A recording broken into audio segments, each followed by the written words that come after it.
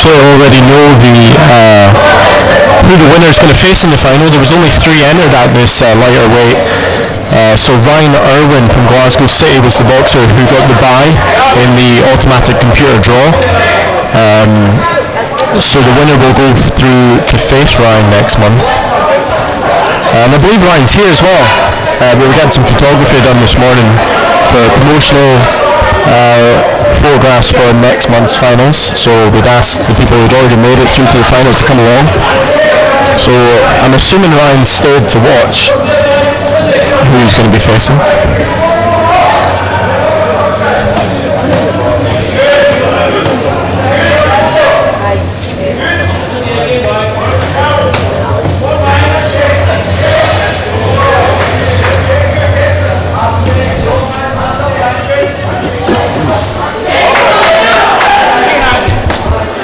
We often see that with the lightest weights and the heaviest weights. We just get a limited amount of entries, so you often get that where you have 3 or 4 at the weight. The weights that we don't have that problem from are obviously the middleweights, welterweights, lightweights. Yeah, a huge amount of entries in those, but it tails off as we get heavier and lighter.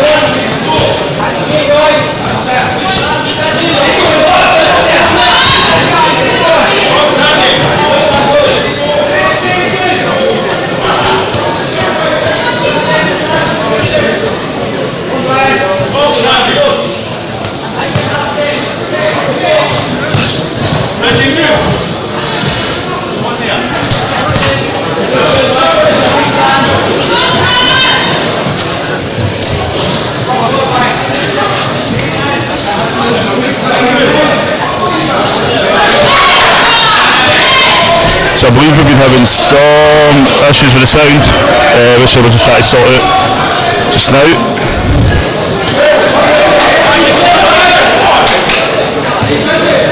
let us know if you're watching in the comments, if you're picking up the sound already, if there's any noises.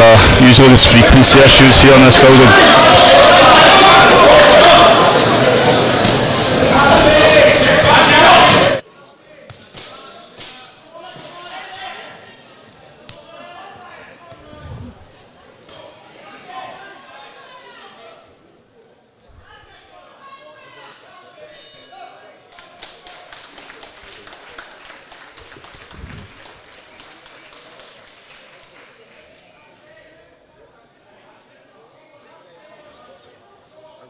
Alright, so the sound's fine.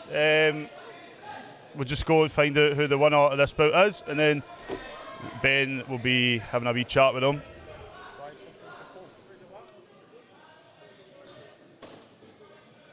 Oh, this. Oh, sorry, I didn't see it. So I'll just hold this. Ladies and gentlemen, we go back to ring 1, the result of our opening contest, bout 44. We have a unanimous decision in favour of the winner. Is through to the final in the red corner, Andrew Meakin. And please, ladies and gentlemen, in appreciation, the man from Midlothian, Ryan Hillier.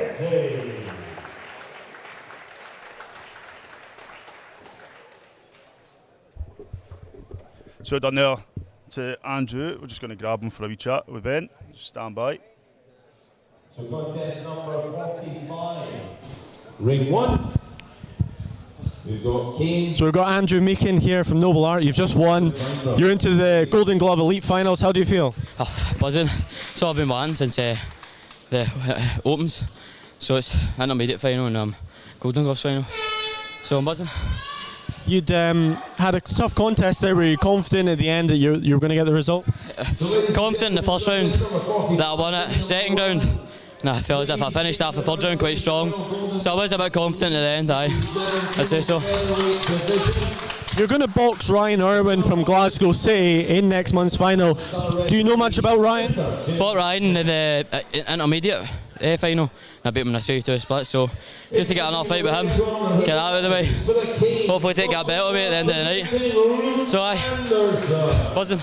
You expecting it'll be another tight one next month then? No, I think I've improved a lot to where I could probably take a unanimous in that. So I'd probably say I'll win that, but I'm not saying too much, you know. So. And it's a chance to get your hands on one of the belts you maybe saw last year. What would that mean to get your hands on one of those belts? Probably be the biggest achievement in my boxing career so far. But it's something I'm aiming for. No matter how long it takes me, I'll end up with it one day. So, probably the biggest thing I'm aiming for right now. Perfect. Well, great job today, Andrew. Look forward to seeing you next month. Thank you. Here we go round number 1, about number 2 of this afternoon. Luke Anderson, Nathan Lewis.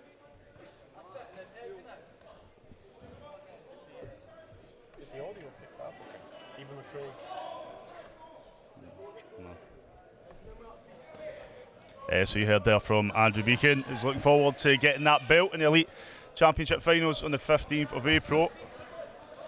He's a great wee boxer, Andrew. Yeah.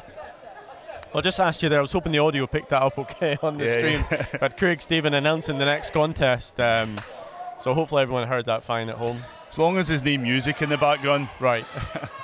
It was very loud. I think we're quite close to the speakers. So. Yeah. So this is the next weight up. This is 57 kilograms. Luke Anderson in the red corner from Kane Boxing Club, and he's boxing Nathan Lewis from Irvine Vinebrook. This is another one where we know already who the winner will face in next month's Elite Finals. Bout number 3 for today was meant to be John Riley from Skyax versus Josh Alexander from Jonesy's Boxing Club. John Riley withdrew 2 or 3 days ago from Skyax, so that means the winner of this contest will play Josh Alexander from Jonesy's in next month's finals. This is the Elite 57 kilogram featherweight semi-final. This is our Golden Glove Elite Championships. This is our showpiece event competition of the next season, leading up to our showpiece event, the Elite Golden Glove Finals, which will take place on Saturday, 15th of April, here at Ravenscraig. Although we'll be back in the big hall for Ravenscraig.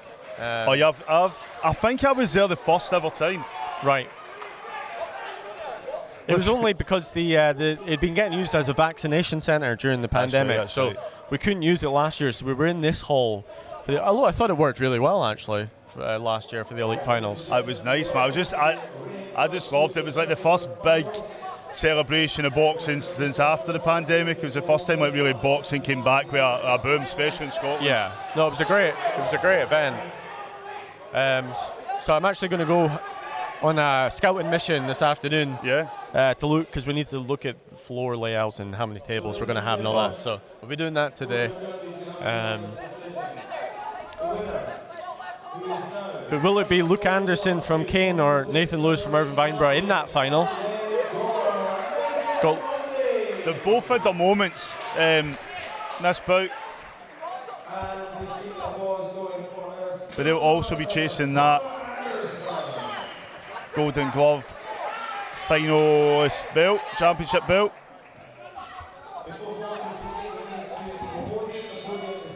End of round one. So all of the bouts today in both ring 1 and ring 2 are going to be 3 minutes. So they're going to be. It felt a bit of a long round, that one, but it was 3 minutes. But we've obviously in the other championships we've had, they've been varied lengths from schools being 1 minute all the way up to 2 minutes. But we've taken the jump in this competition to the full 3 minute rounds.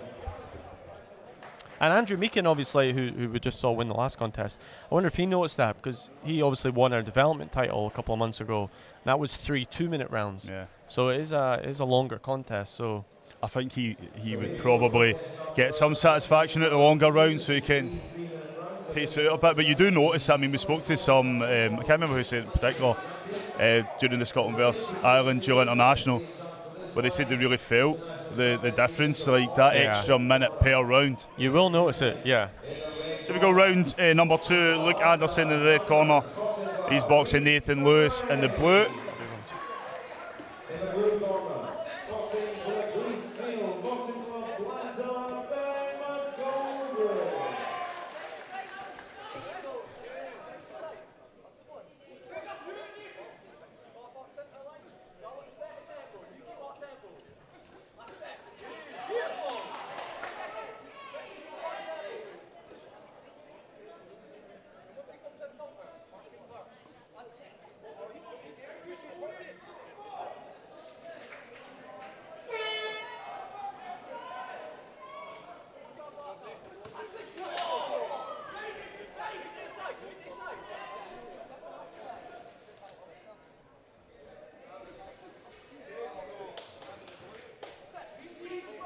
So we'll also be having interviews with the winners from Ring 2 who now become champions. Check out Boxing Scotland's Instagram page tomorrow and you'll see some of those interviews getting posted. So Nathan Lundy there just picking up his golden gloves.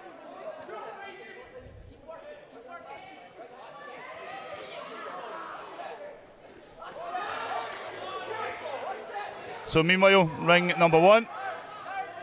Nathan and Luke. Both really going for it.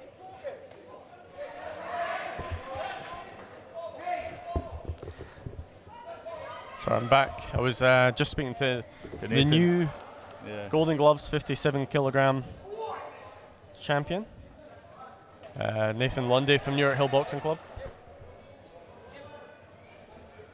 So we've just had Luke Anderson's gum shields come out.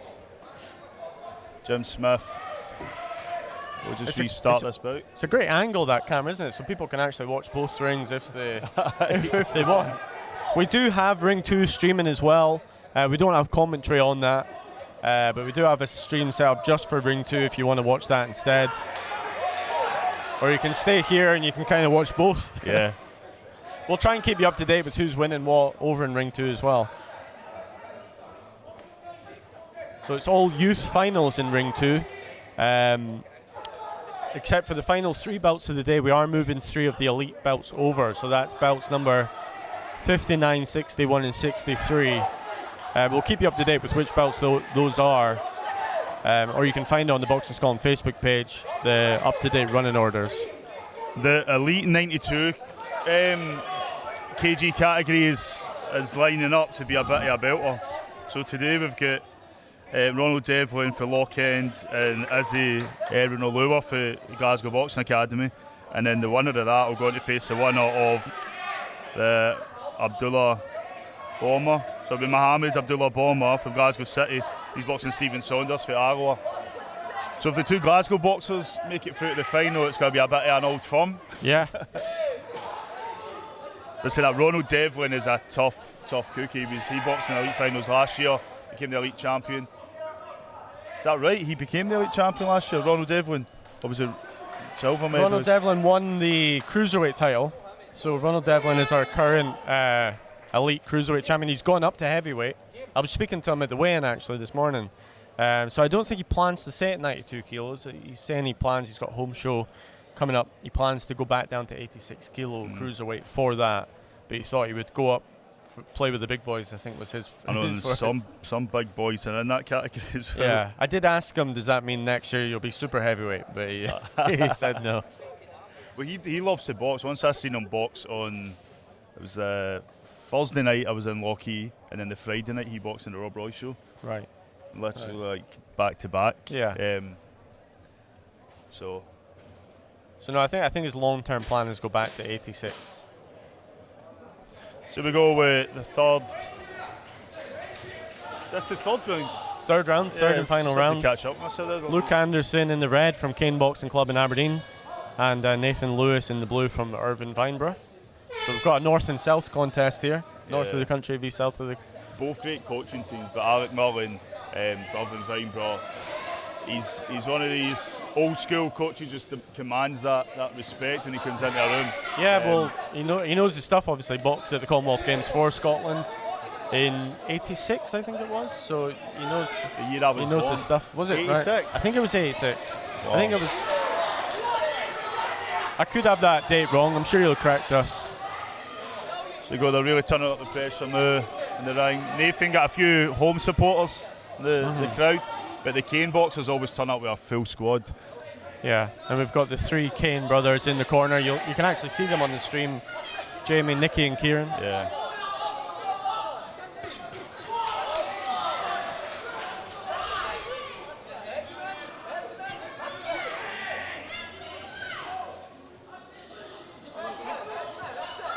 I think this might be a very, very close bout. Both of them still in it in this third round.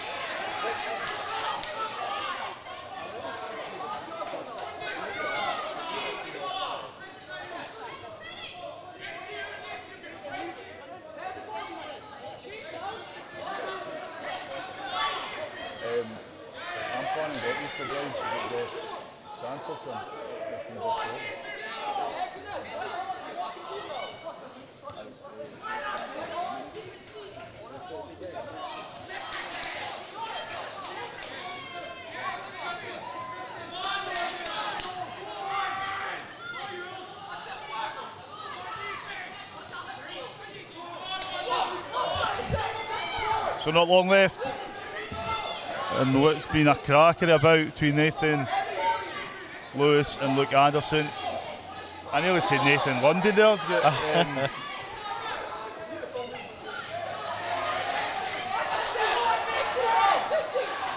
Jim Smith showing the box to keep their head up. So we enter the closing moments of this bout.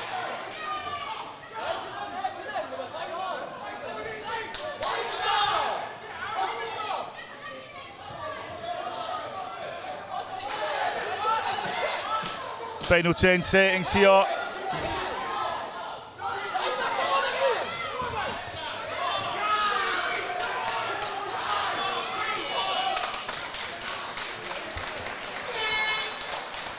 I've no idea who's picking up this one, but what a great bout for the two of them.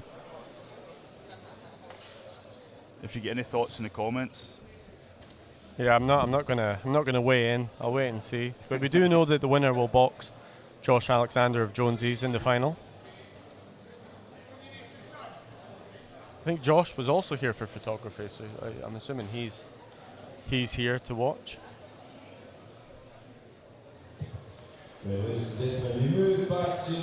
Just pass back Craig Stephen in the ring with an official announcement. Mr. Smith has our boxes. We have the judges' score totals. We have a unanimous decision that goes in favour of the winner, who is through to the featherweight Golden Gloves Elite final in the blue corner.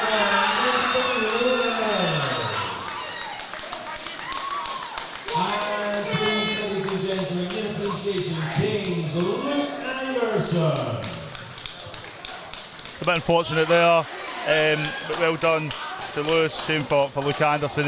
You've seen him put absolutely everything into a bout, but we will have Ben just a sec, and he will be with sitting our camera at the side. So I'm just going to set it up so you can see both rounds, because we've got a bit. Box 2, we will switch that to camera 3. Still with us.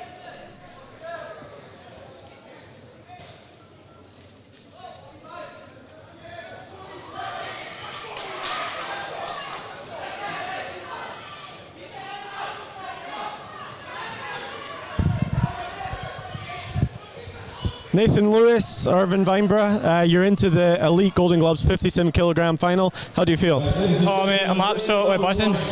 That was a hard fight, but I can't wait. I wanted to go 2 down. Wanted to go. Absolutely buzzing, mate. It was obviously Luke Anderson from Kane. It was a tough contest. It looked really close. Were you confident you had the decision at the end? I did, yeah. I thought my feet and my movement when I'm hitting them, and I'm putting them under pressure on them a lot of times. Hard fight, hit me strongly, but really strong. But that's it. And the final, man. Can't believe it. So you're going to box next month. I believe it's Josh Alexander from Jonesy's. He got the walkover earlier. Is that somebody you know? Have you boxed him before? No, not a clue who he is. I know he's not fought, so he'll be good. He'll be an experienced boy. So it doesn't matter. It doesn't matter. I'm buzzing to be here and roll on the final. Let's do it. And a chance to win, obviously, a pair of golden gloves and also the big blue belt that you've maybe seen before. Is that an added motivation? That's the reason I'm doing it, man. That's all for that belt sitting there. So can't wait, mate. Absolutely buzzing.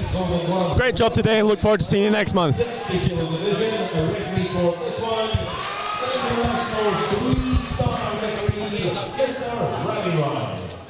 Introducing first, and boxing out of the red corner.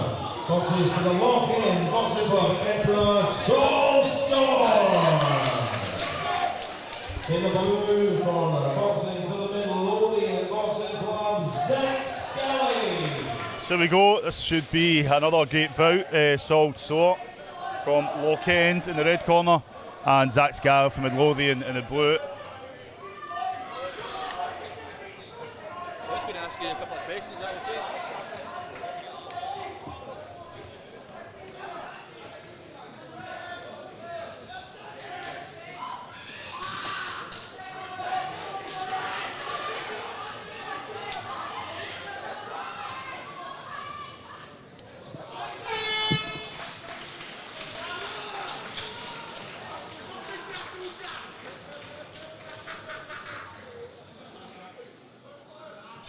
We go round number 1.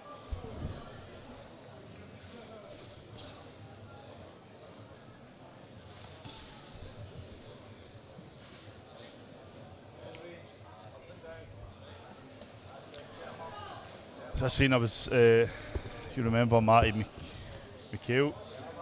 Yeah, he was boxing. He was boxing in St Andrew's show on Thursday, top of the bill. He's got a great energy. Yeah, no, he definitely does. Buzzing.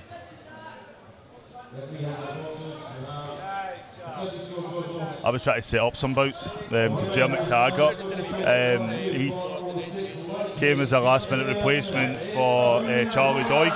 Yeah. What And I was like, oh, I'd like to see this. That was an exhibition. I'd like to see it as a proper fight.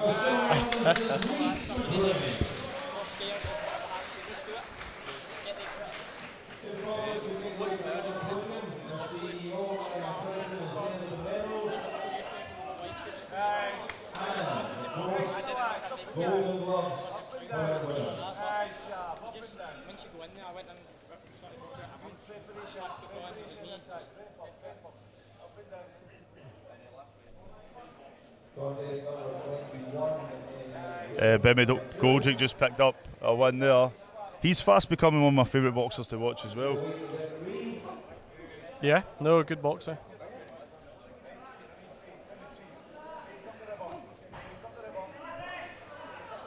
So here we've moved up to 60 kilo to the lightweight category. You've maybe already done this while I was speaking, but we have Sol Tuzor from Lochend in the red versus Zach Scully from Midlothian in the blue. And we don't know who they're going to face because the following semi-final will come after this, which is Ross Hutchison from Doonhamers versus Fawaz Aberdeen from Byron. That's another good one. We're starting to get a bit spicy now with the bouts. Yeah. Well, we saw Fawaz last week win, a very explosive boxer from Byron, very fast to hand. So it'll be good to see him again. In the red corner, boxing for the Granite City, boxing for Ben Bonner. In the blue corner, boxing for the St. Francis, boxing club Dundee, McKinley Lordy.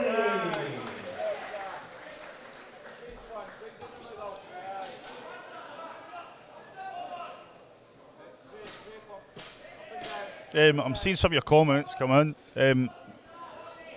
There's 5 of judges around the ring. They're coming from all over Scotland, so it's not just one area that outnumbers the other.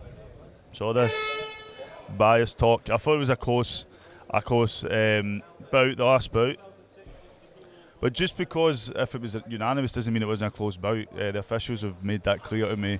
I've been chatting to them that you could have one round that 5 the judges have said one person, in the second round 5 to another, and then the third round has just been really on a knife edge where 5 of them have decided something. So doesn't mean a unanimous decision isn't close.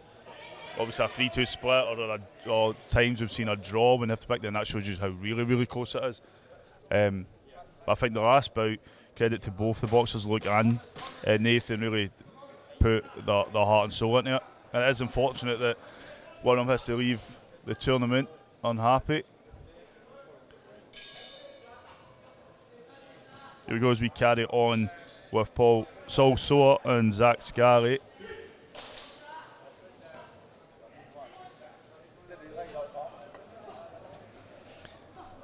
So Ben just had a wee chat with Ben McGoldrick. Keep an eye on Boxing Scotland's social media in the next few days. Yeah, we'll probably post them up probably tomorrow. Did you catch him off guard? Yeah, a little bit, yeah. So we're going to get the youth finalists, but they're not going to be on the stream for the interviews, so we will publish those interviews. I'm assuming tomorrow, to be honest. Take a day off, Ben. Is it? Got a birthday party tomorrow. Oh. Son's birthday party, so. Oh, your son's? Eighth birthday party. Is his birthday tomorrow? No, his birthday's on the Monday. Oh, aye. He's having the party. He's not going to get a day off school for that, no. No. Unfortunately for him.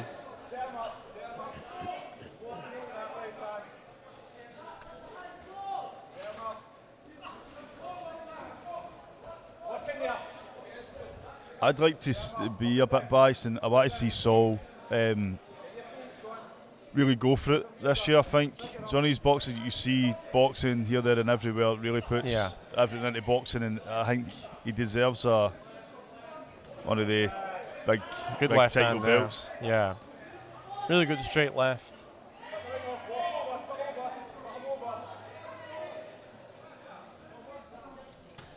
And another straight left. That's really been a great punch for him so far. It's obviously two Edinburgh boxers against each other here. I'm assuming they might know each other well then, Yeah. coming from both coming from Edinburgh. So Maybe they shared the bus down. possibly.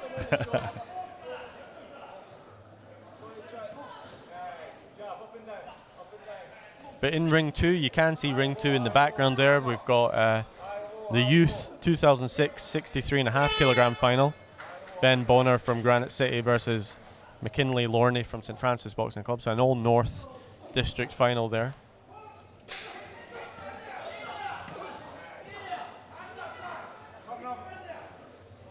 I helped Ben take in some way helped Ben take his first steps into boxing. Because I know I used to work with his mother, and his mother was asking me, he wants to try boxing, what do you think? This was about his 6 years was ago. at the Western Districts when he became Western District champion. No, it wouldn't have been him, he's North. Well, who Granite we talking City, about? Ben Bonner.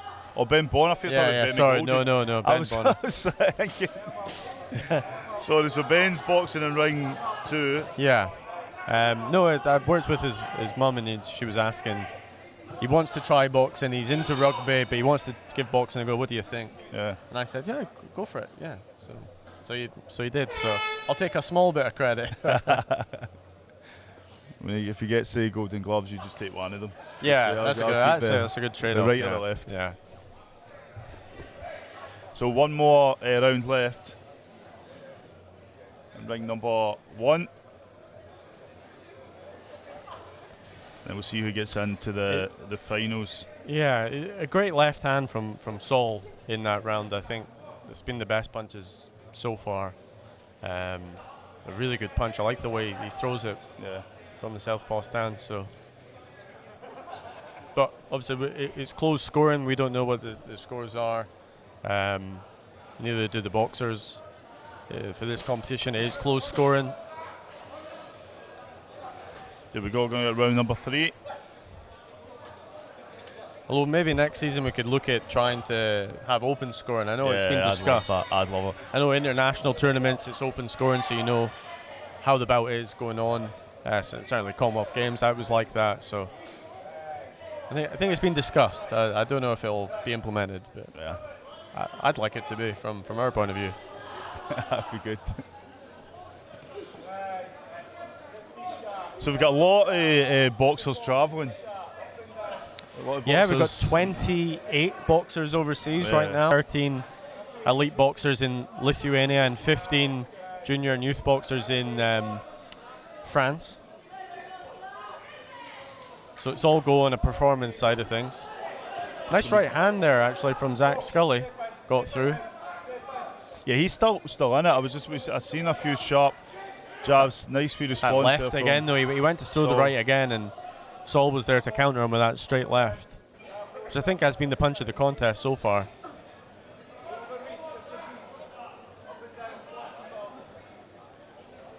So has moved gyms, I think, a few times. Was he with AAA before? He was with AAA before.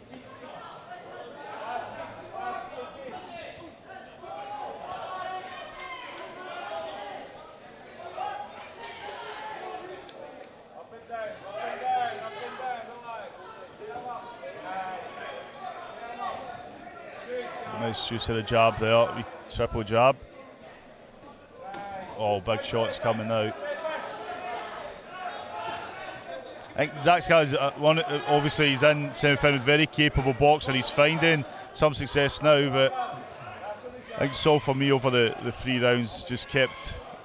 Yeah, I think the better, cleaner punches. That's a great jab there from Saul. Really good, solid jab. I think he has scored the cleaner punches, but obviously, there's 5 judges at ringside. They're the ones who have the best view. So we'll leave it to them to make the final call. And Zach is using that ring space and then firing back in his own, a lot landing in the gloves.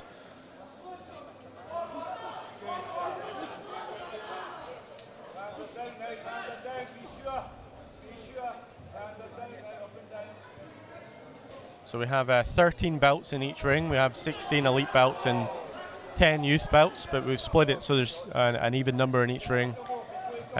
We are going to take a break after 7 bouts have been completed in each ring, so there'll be a 30-minute break at that point. and then we'll come back with the final 6 belts in each ring.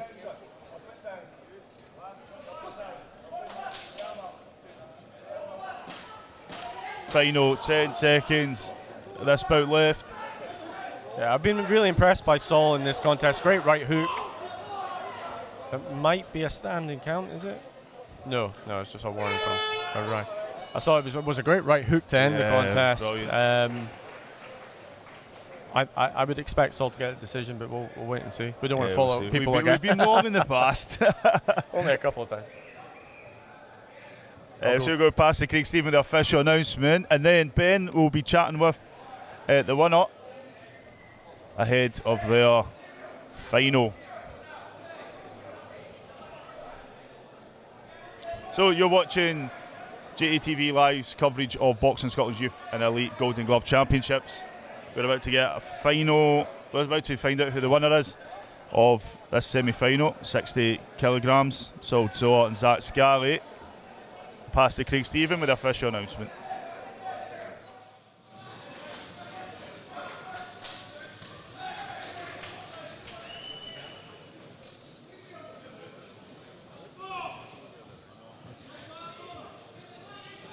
Ladies and gentlemen, we go back into ring number 1. Referee Mr. Ryan brings the boxers together. We have a unanimous decision.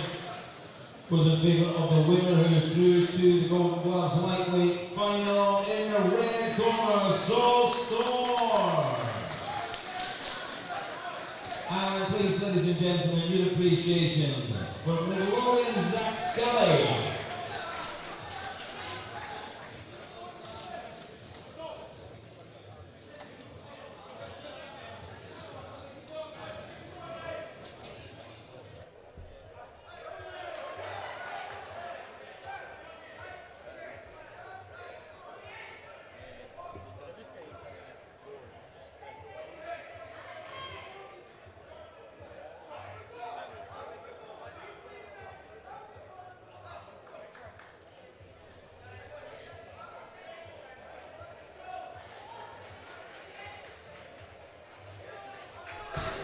Okay, we have Saul Soar from Loch End Boxing Club.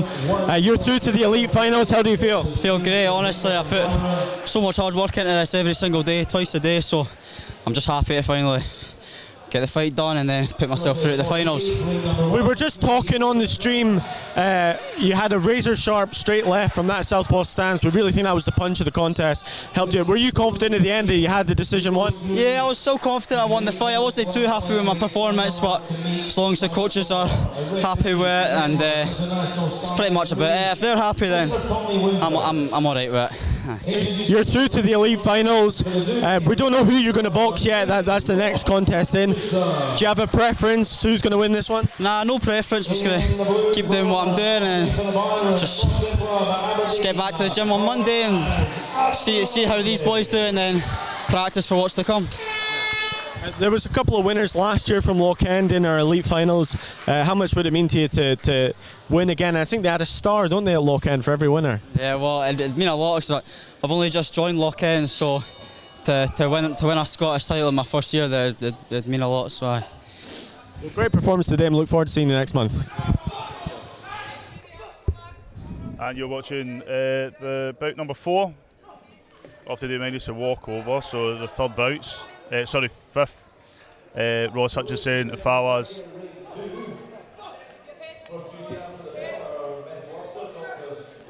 Aberodi. So I got a bit lost there.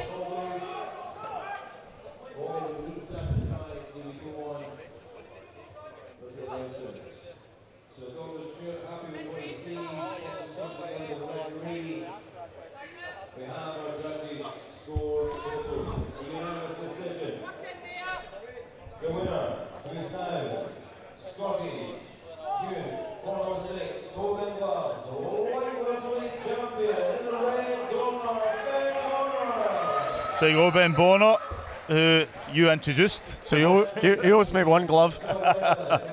Go grab it to do before he goes, because the way he's keeping you. No, he deserves all the credit. In his club, Granite City. Very tall. He's 6'1". He's a 2006 youth, and he's already 6'1", so I don't know what size he's going to end up at. Yeah. But I think unfortunately has the golden gloves.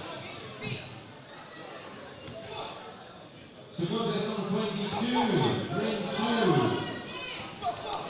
It's Keane and Keane. Can I have one boxer to the ring, please? So, ladies and gentlemen, the draw often throws up 2 boxers from the same club. Wow.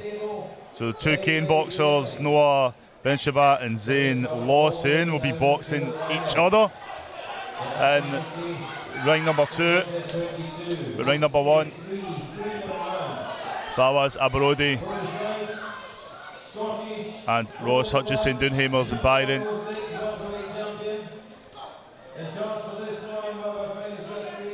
We've obviously seen Fawaz box last week. Yeah. Great bouts. Very, very fast hands. I think that's the first thing that everyone notices about him.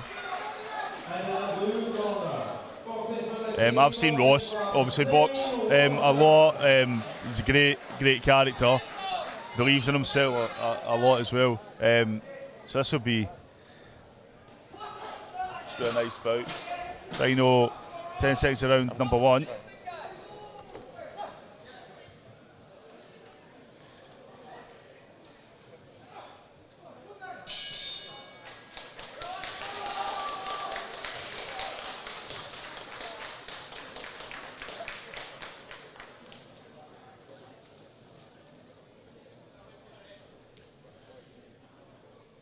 So this is a tough. Oh, where am I? There I am. So this will be a tough opponent for Ross. Head coach of Dunhamers and Armstrong there in the corner. We'll be guiding him through this bout. But Fawaz Abarodi, definitely a new name that's been popping up, and someone definitely to keep an eye on. So we go with round number 2. You're watching JATV Live's coverage of Boxing Scotland's Youth and Elite Golden Glove Championships. You've got a whole load of semi-finals in round number 1 for you ahead of our 15th of April Championship finals. We'll be bringing you that. Still a few discussions about how it's going to work, but I'm assuming very, very similar to last year. And that should be a free stream as well for you. If you do want to buy edits at any of the bouts, you can sponsor them for companies can sponsor for £30 if they want to add a logo, or £20 for your own individual edits. We'll stick them on JTV Live's YouTube channel. But we've also got last week's Scotland vs Ireland Dual International, which was a pay-per-view that's up in Boxing Scotland's YouTube channel for you to watch back. 13 great international bouts.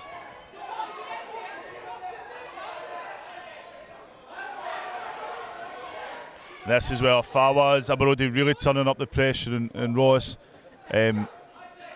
moved into the body there. Ross choosing to stay at the head, trying to fire back himself, getting a bit tangled. How's things going on in this? Sorry, I was just speaking to the new Golden Gloves 2006 63.5 kilogram champion Ben Bonner from Granite City. Did you get the glove? I didn't know. I didn't ask. No, I was happy to leave him. He's done the hard work. But how's this one progressing so far? I think Fawaz is really trying to turn up the heat. Ross trying his best to find openings. Nice right hand from Fawaz there. But Fawaz being a bit comfortable, been lighting his feet. Getting tangled up here and there.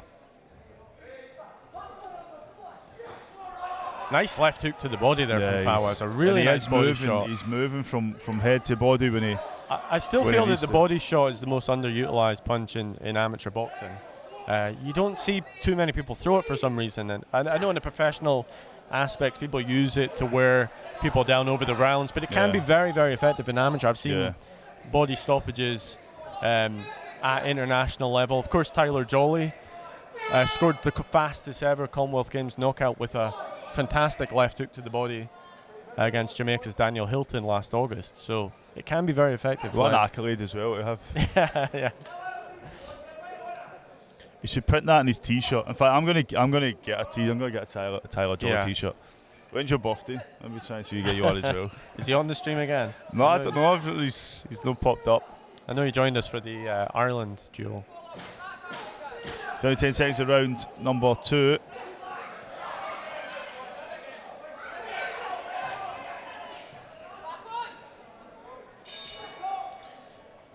No, from what I saw of that second round, Fawaz, for me, edged that. I didn't see most of the first because I was busy with the interviews, but he set himself up nicely for this final round. Ross has got a bit of a hurdle to overcome. Fawaz is, for his build, but he's great with his stamina. I mean, he'll stay right until that final bell. And he is moving, as we said, from head to body, which over the course of a few rounds, it's really that will wear you down if you're his opponent. I'll be honest though, I think whoever does get through to the final will have it tough with Salt. So I was very, very impressed with him in our last contest. So they've got a tough task on their hands if they do make it to the final. But let's see who'll. To go third and final round, Ross Hutchison from Doonhamers boxing Fawaz Abarodi to see who takes on Salt Soa and the Youth and Elite Golden Gloves Championship finals. Nice right hand again there from Fawaz. And you can see in the background, ring 2, we're having all Kane final, so club mates boxing each other. Noah Ben Shabat and Zane Lawson.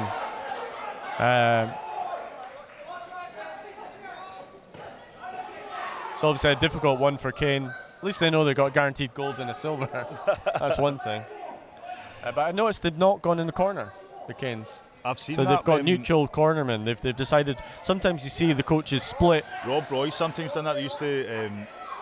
Neither of the two of them would take the corner. Yeah, but they've just decided to stay neutral and let other coaches corner their boxers for this. Which I get. It is tough. North Glasgow. Yeah. Haji Hussein. Yeah. No, I have seen it before.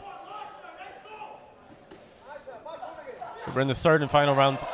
Ross still finding these big shots. I'm wondering if it's a nice left hook again from Fawaz just a few seconds ago. Great head movement. He just caught that wee right, but nothing to worry about. I mean, he's obviously, we've spoken before last week. You know, he has boxed in the men's world championships, Fawaz, in 2021. He wasn't actually officially part of Team Scotland for that. He boxed for the Fair Chance team due to his national status. I think he's moved to Scotland when he was 8 or 10 years old, but I don't believe he has a British passport, or he didn't at that point, which meant he couldn't officially represent Scotland, although he travelled with the Scotland team in Scotland. Gear was coached by the Scotland coaches, obviously. So he got a win at that championships and then went out in the following round. So a boxer with good pedigree behind him. Somebody that I knew that you're saying that, I thought I knew I'm remembering him. But just like since I seen him last week, and for me, he just came out of neighbour. But then I remembered that when you said that, he has. Well, he got beat actually this time last year in the elite semi-finals to Peter Payton from Argo. Yeah. So it was a fantastic semi-final contest last year. Payton, I think deservedly did win it on the day, and then he went on to win the gold in the final against Peter Oswald from Glasgow Boxing Academy. So Fawaz here looking to go at least one step better and get to the final for the first time. And then obviously he'll be hoping to eventually pick up the blue belt. We've got the blue belt again for this year. I've seen the designs, it looks nice. Yeah, Andrew Meehan was the one that was asking me about it when I asked you. Yeah, it is a different design from last year. It is still blue. It's got a big Boxing Scotland logo in the middle though this time. Oh, brilliant. It looks really nice. We don't have any with us today though. I think last time we had a photo yet? I've only seen a prototype picture, not a physical. I don't think they've physically been made yet. So, but we will have them for the 15th of April. Yep. So we'll pass to Craig Stephen official announcement, and then Ben will grab the winner for a chat. Ross Hutchison and Fawaz Abarodi. Don't go anywhere.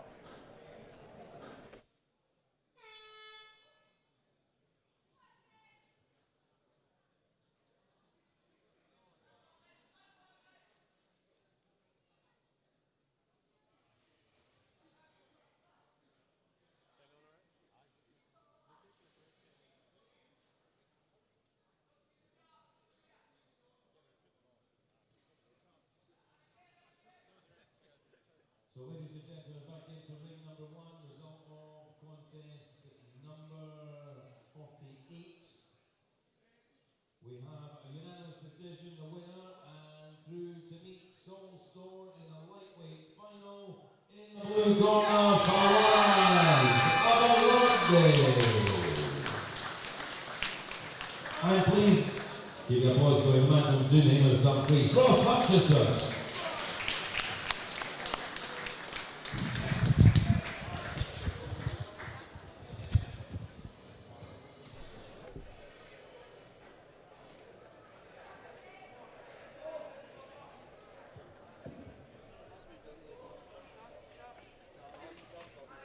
Bout number 49 of the tournament, ladies and gentlemen, ring number 1.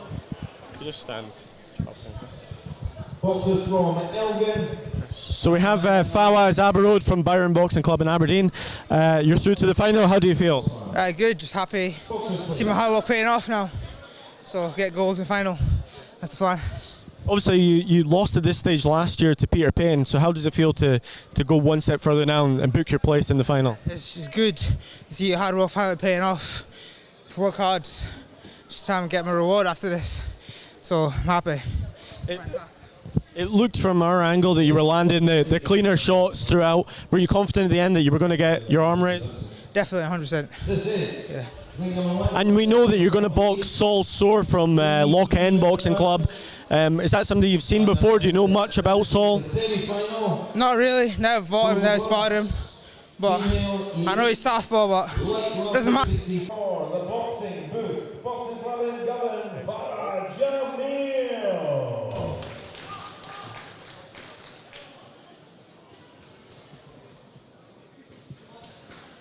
Yes, we just get 3 quick questions for all the boxers. So, what does it take to get into that ring there? So this should be nice wee bout. We've seen Farah Jamil box Dion Pollins last week to get through to the semi-finals. She boxes Faith Ross from Elgin.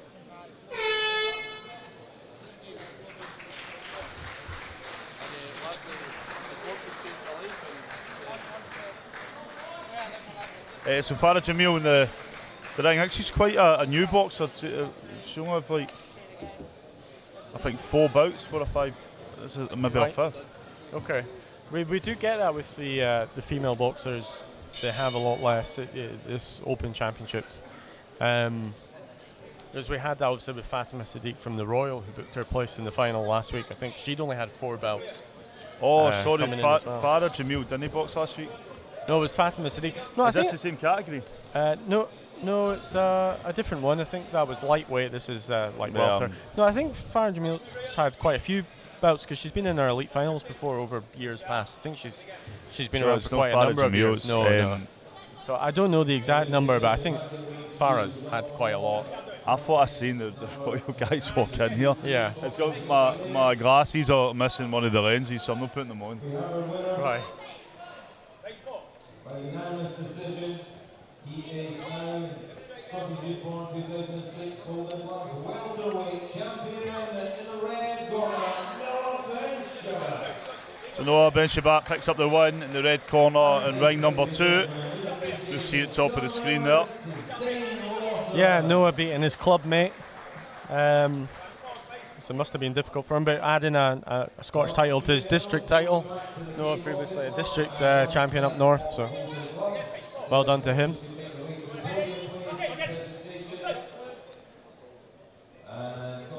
Must feel a bit awkward, that's a shame. Yeah.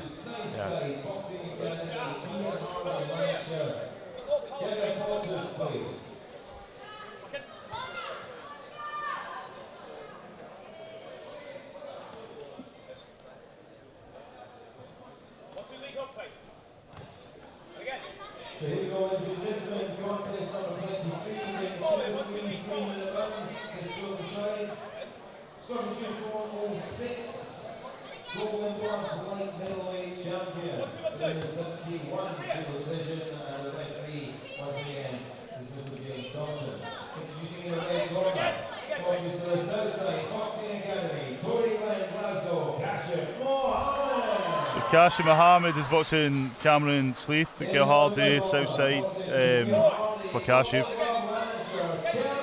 And then right after that, they're going to have Aidan Roger box in this ring with Bilal Baz Wahid.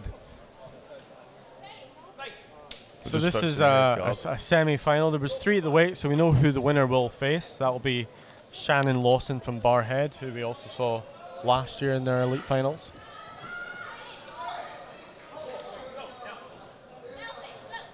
This bout restarts. Just as bout number, the bout in ring 2 starts as well. Pablo Palm, yeah, I thought I'd switch it up a bit. I do have that tripod now because it's about 3 meters high, so we can get really high angles. The only problem was getting cables that were long enough, but you got a good 15-meter cable that they're using today. It takes you all the way around the ring, and it does mean you can watch boxing in both ring 1 and ring 2. So there you go. Ben is going to be doing interviews. He's boxing. He's doing an interview with Noah Benchabat, who just bet his teammate. Couldn't have been easy for the 2 of them in the ring, or maybe it was easier if you know them. So I'll just move up a wee bit, move Ben's mic out of the way. So how are we doing? Having a good weekend, everybody? Bit of a quiet one for me. We're only here today, and then we have the finals on the 15th of April. I was at St Andrew's show on Thursday. I think there was a Kynock boxing pro show as well last night. So it's a lot of boxing. We're definitely in the boxing season before the summer recess.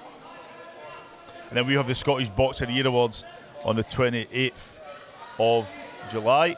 So we go with second round here. Farah Jamil and Faith Ross.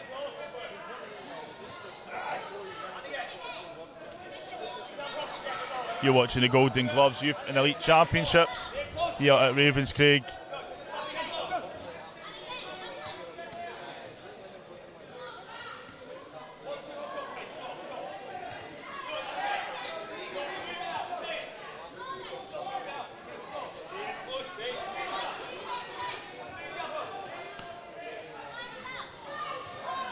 Amy Fox Orion boxed first, so you need to rewind it back. He was the first one on. You need to rewind it back if you want to watch that bout again. You should still be able to get it. I think it gives you 2 hours of the stream. So I'm back. You just had a chat with Noah. Yeah, no, it was good. He said it was difficult. He's actually best friends with Zayn outside of the ring, so it wasn't just club mates. It was best friend against best friend. So. God.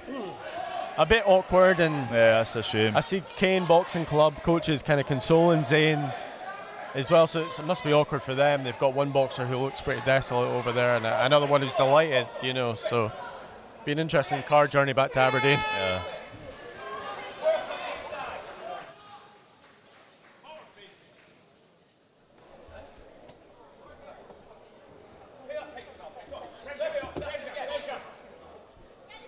In here we have our elite 63 kilogram light welterweight semi-final. Faith Ross from Elgin Boxing Club in the red versus Farah Jamil from Broxburn in the blue. Oh, sorry, Boxing Booth. My apologies.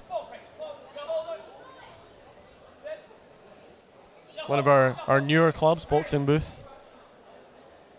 I believe Sean Lazzarini, Commonwealth Games champion, does a lot of training there as well. Hello to Sean if you're watching.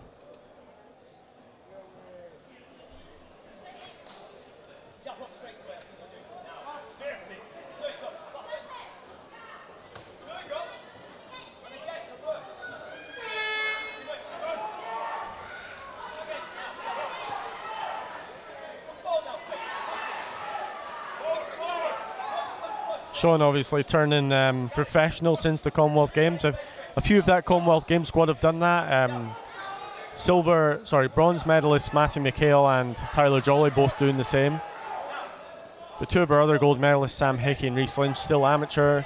and both trying to qualify for the Olympic Games this year. So they'll have a chance in June at the European Games in Poland to qualify for next summer's Olympics in Paris. So hopefully they can do that. We've only had one Scottish boxer at an Olympic Games in the last 30 years, which was, of course, Josh Taylor back in London 2012. He didn't medal at that. He did medal at the winning a gold at the Commonwealth Games 2 years later in Glasgow.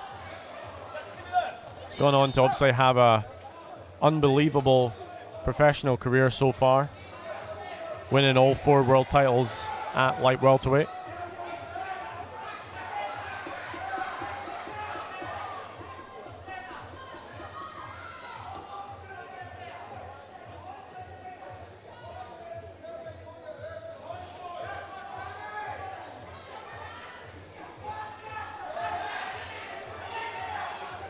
So I have one more round of this female 63 kilogram contest. Shannon Lawson from Barhead awaits.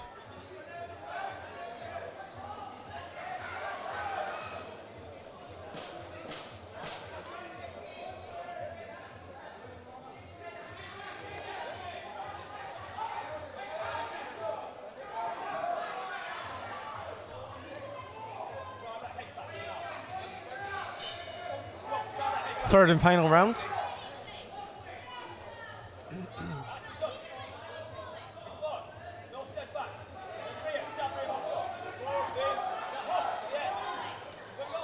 Nice left hook there from Farah Jamil. And a right hand as well.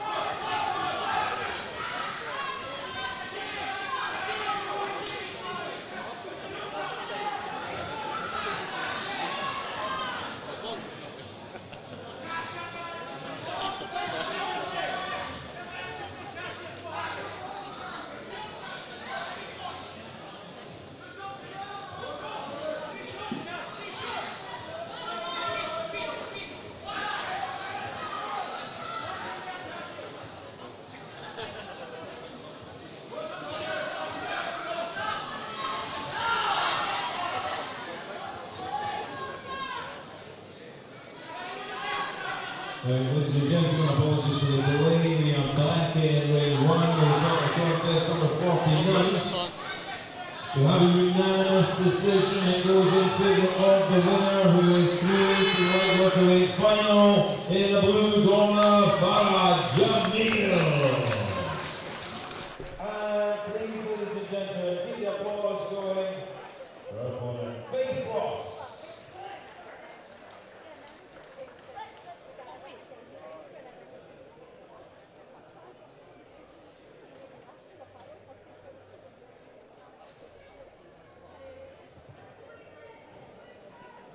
So we will have Farah Jamil in just a sec.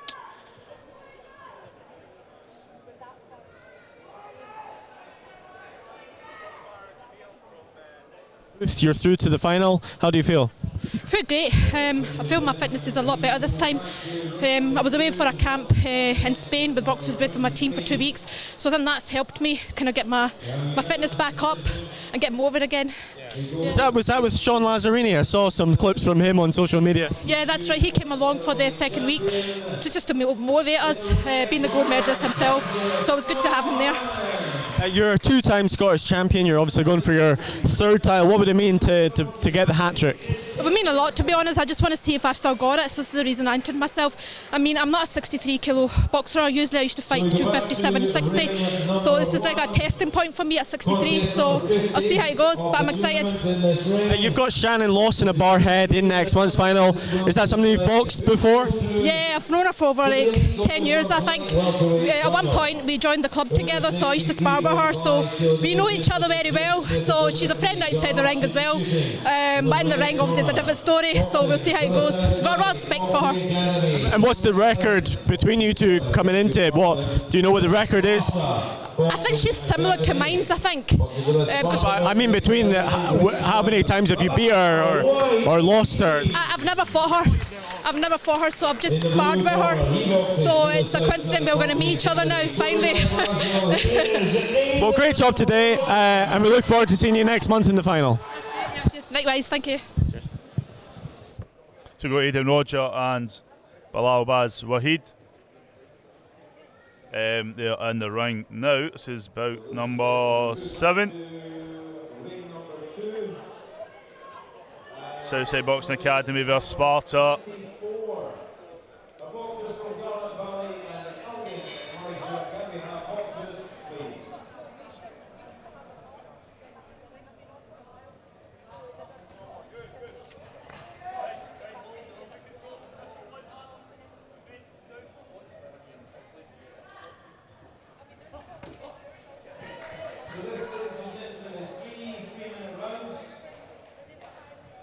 This will decide. Scottish Uniform 2006 Golden Gloves, the light heavyweight champion. With the 80 kilo division. As the following corners are the 3. Introducing the red corner. Boxing, the Garner Valley. There's your mighty McFarlane. To the blue corner. Boxing for the Melbourne. Boxing corner. So we will have a break in a few bouts time. I think if not after this one, it'll be after the next one, possibly.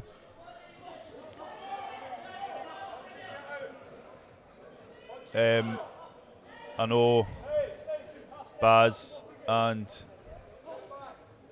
Aidan both well. I've seen them box a few times. Obviously Aidan topped the bill at Southside Boxing Academy home show that we streamed.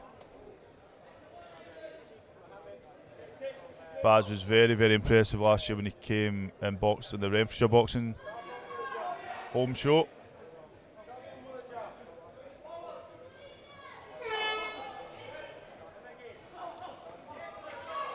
So I believe the winner of this will box the winner of the next bout, Dylan Smith and Martin Kerr.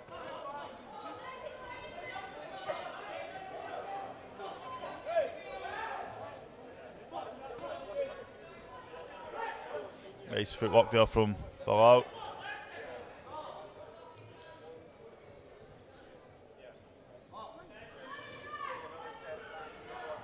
Aidan switching his stance up. They're getting a bit caught up.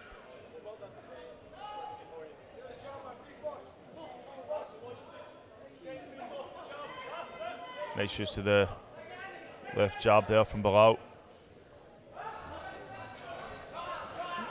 So while Aiden's in the ring, his teammate Kashif Mohammed has just picked up his golden gloves.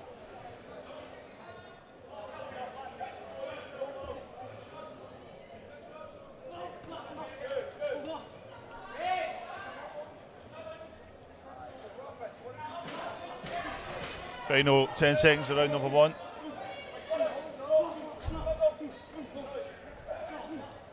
Both these lads don't mind getting a bit scrappy if they need to. Yeah. You see that they're just at the end of the round. So we'll have one more contest after this one, and then we'll be taking the 30-minute break.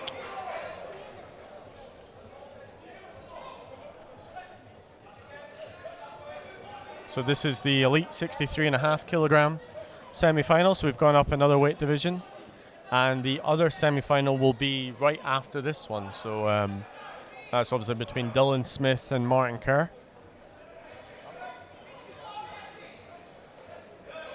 So Martin Kerr's looked pretty good so far in this competition, so it'll be good to see him again in the next contest. Just seen some of the bouts that will be off today, so we've got a walk-off for Jimmy Lang. Yeah, against his clubmate Greg Patterson. Now, he didn't withdraw because he didn't want to box him. I believe Greg Patterson boxed and won last week. He suffered a bicep injury. There is a few injuries. John Riley as well. Yeah, I'm not sure what happened with John from Sky. John, I spoke to him. He's got a concussion. Is it? Right. And then we've got Niall Kelly. He's broke his hand from Broxburn. Yeah.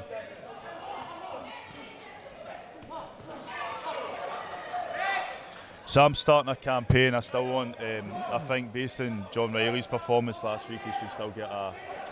What's it called? Do you get your assessment? I'm going to start a campaign. I'm going to have a banner assessment for John Riley. But what is it tells to do with the assessment? So, is it everyone that gets into the finals gets a letter, or is it the elite, the champions that get the? No, so there's nothing automatic this season. It's because last year was because of COVID. That's right. So the only way onto the performance program at the moment is through the performance pathway program. Yeah. So that's the performance pathway program takes place in each district. You have a cycle of 8 sessions the boxers need to go to around the district. They then have a district assessment. If they get past that, they go through to a national assessment period. So at the moment, that's the only. We did it last year for all of the finalists, a special assessment, just because of COVID. Yeah. And the boxing hadn't really been on. But our performance director, Craig McAvoy, is here today. He is watching. I'm sure if anyone catches his eye, they can get invited in as well for an assessment. So, but there's no automatic for that. And the same with the GBs. I know in the past how it used to work was if you won the Scottish, you automatically went forward for the GBs. That's not how it's going to work. Obviously, there's a few of our elite boxers are in other competitions in Lithuania and France who weren't able to enter this competition because of that. So it's not an automatic thing either. If you win the Scottish, you're into the British. It will be based upon the assessments they'll do in the High Performance Centre.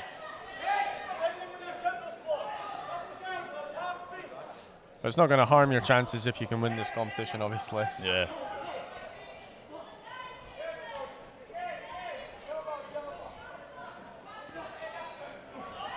So Bilal Wahid from Sparta in the red versus Aidan Roger from Southside in the blue. Saw Aidan obviously win last weekend as well. But did Bilal box last weekend? I'm sure he did. Can't remember off the top of my head, but I think he did. Yeah. I'm pretty sure he did, but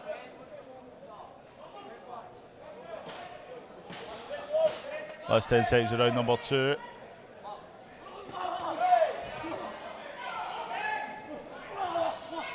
What I like what Aidan is he does have these wee pockets of energy that he just blows up.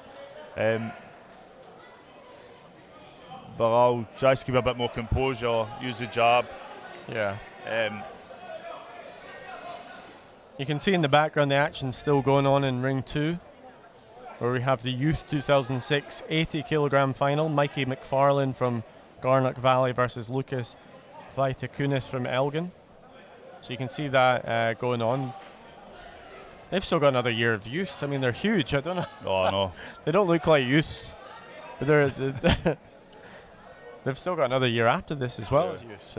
Goodness knows how big they're going to be by the time they get to elites. I don't know if you can quite tell from the stream, but from sitting here, they're just big lads. The size of the ref. Yeah, big guys.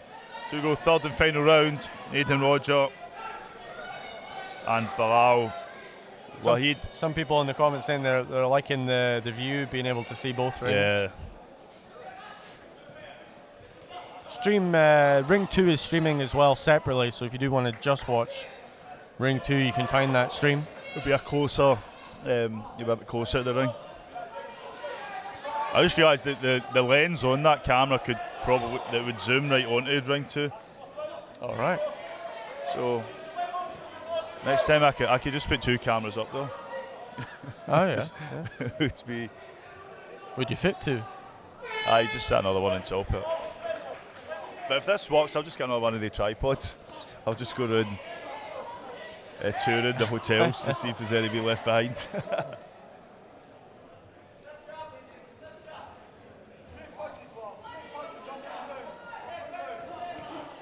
Well, it's called for straight punches. This is our 6th bout of the day in this ring. We will have 13 bouts in each ring.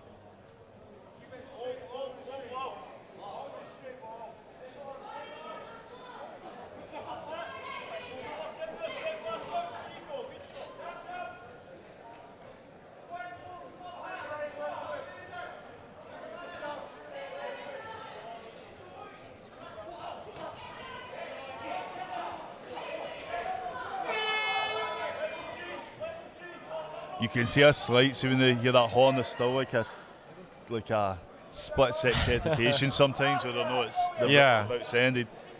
Now, just to clarify, we have the traditional bell for ring 1, and we have the horn for ring number 2. Yeah. Obviously, if you had 2 bells, what would happen is you would get the wrong ring stopping. So that's why we have the horn for ring 2. And when we've had 3 rings for the novices, we have a whistle for the 3rd ring.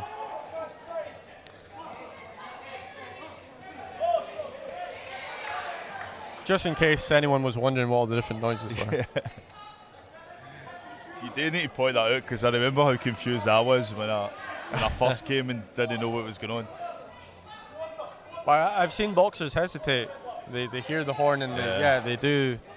Especially if they've came for youth and they've moved up to elite and they were used to maybe hearing. I think the bigger issue is when both bouts are kind of on the same time.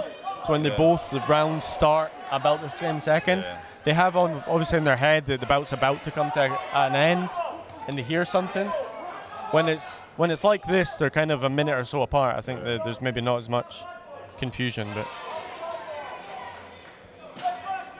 final 10 seconds of this bout. So it just heats up.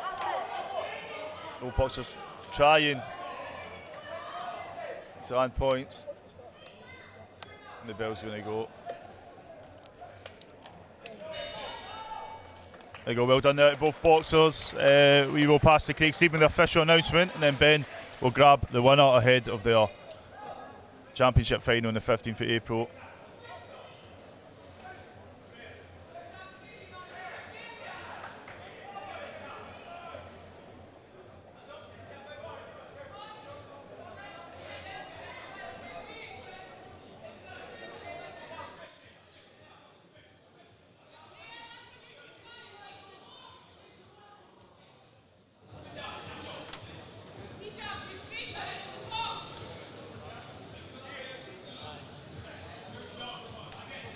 So ladies and gentlemen, we go back to ring number 1, result of contest number 50.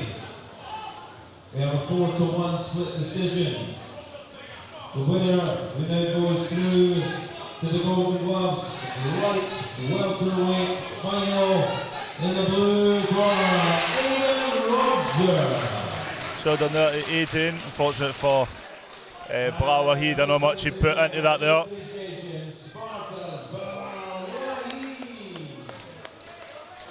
It was a split decision, very close. That's going to be it until we get a wee lunch break. We will have the interview with Aidan Rogers. Don't go anywhere.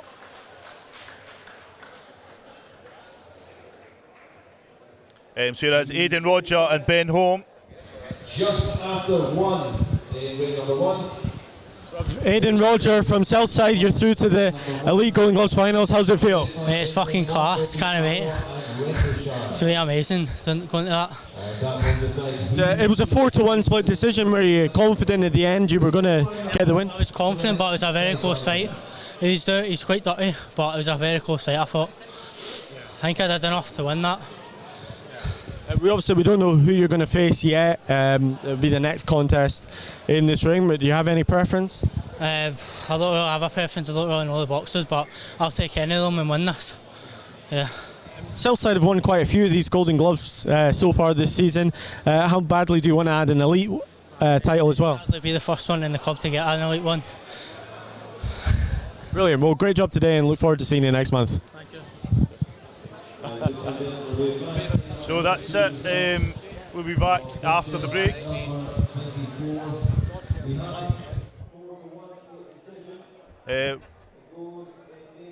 We'll just let you see ring 2 just before the ends there.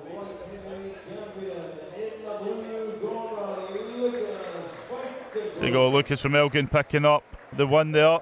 So we will cut to our wee advert. We'll be back in about half an hour or so.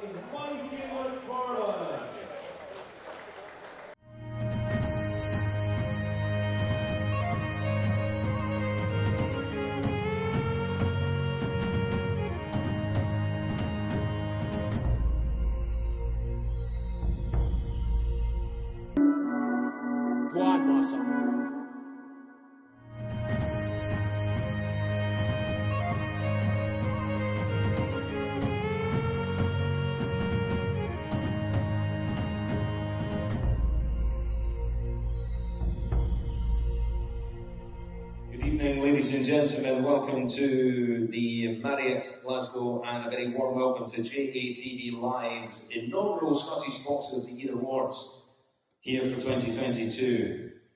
This is the brainchild of Jamie O'Neill from JATV, and this was originally scheduled for the autumn of 2020, but the global pandemic put paid to that. So here we are. And tonight is a culmination of a year's of work that has seen over 1,000 nominations submitted, over 15 categories. Over the evening, we will recognise the nominees, we'll celebrate the winners, who our judges have painstakingly debated over. One thing we have learned is that every single one of these nominations is as important as the other. And there's no award show in the world that could truly reflect the amazing work which happens every day in every boxing gym around Scotland. This weekend sees the start of this year's Boxing Scotland Development Championships, the novices. It returns, and it's absolutely fantastic to think that some young boxers are stepping into the ring competitively for the very first time. And for them, their careers are only just beginning. For a wee country, Scotland punches hard. From each of these novices all the way to the top, the likes of Edinburgh men, Johnny Hill and Tansy Lee, to Benny Lynch, to Jackie Patterson, to Dick McTaggart, MBE, the greatest boxer never to turn professional. Still, he became a world champion in 1956 when he won Olympic gold. 1966 brought us Walter McGowan, the 70s, Ken Buchanan and Jim Watt. In 1984, Edinburgh man Murray Sutherland, he became the IBF 154-pound world champion. Murray emigrated to Canada, but he's still a Scotsman. The 90s gave us Pat Clinton and Paul Weir. The new millennium brought Scott Harrison, Alex Arthur, and 3-weight world champion the keepers. And in May 2021, Josh Taylor became the first Scot and only the 6th boxer worldwide to become the undisputed champion of the world in the 4-belt era. Yes, Scottish boxing. It tells a beautiful story, and it's really those stories that we're hoping to celebrate here tonight.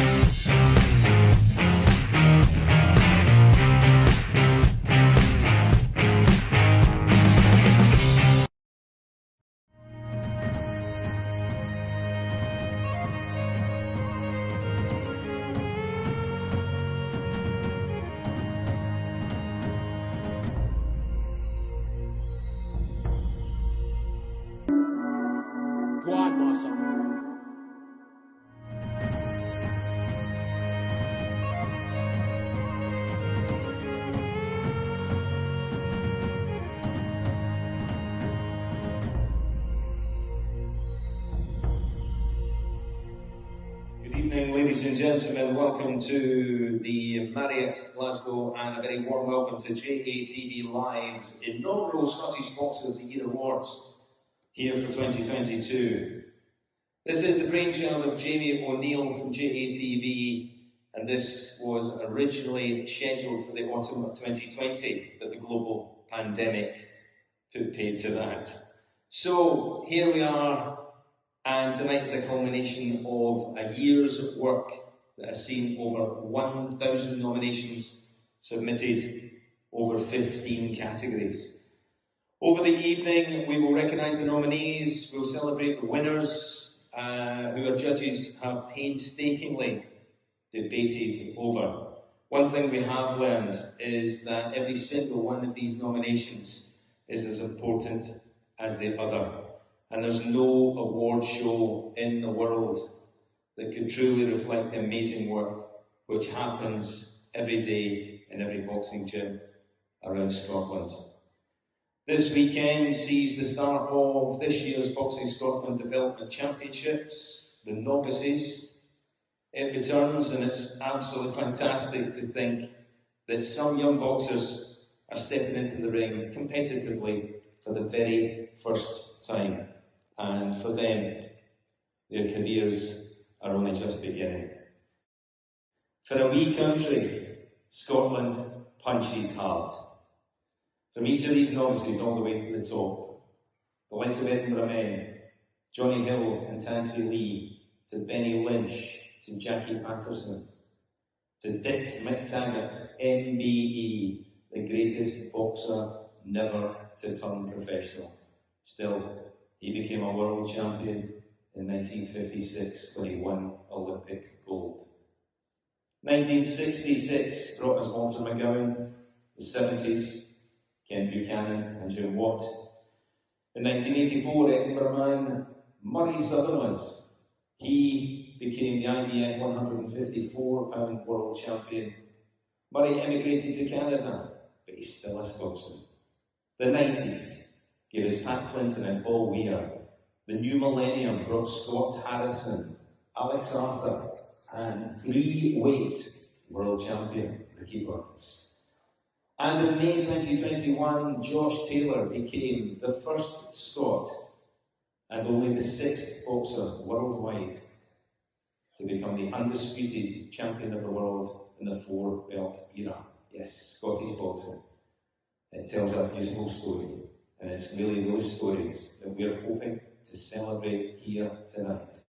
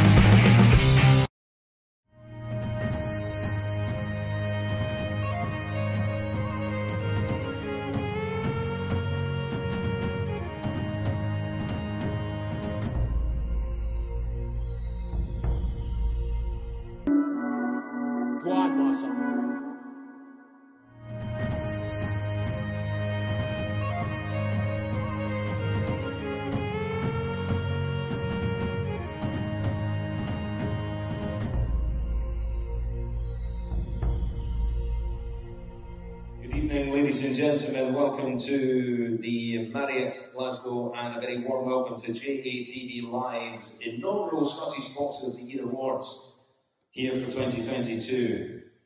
This is the brainchild of Jamie O'Neill from JATV, and this was originally scheduled for the autumn of 2020, but the global pandemic put paid to that. So here we are, and tonight is a culmination of a year's work that has seen over 1,000 nominations submitted, over 15 categories.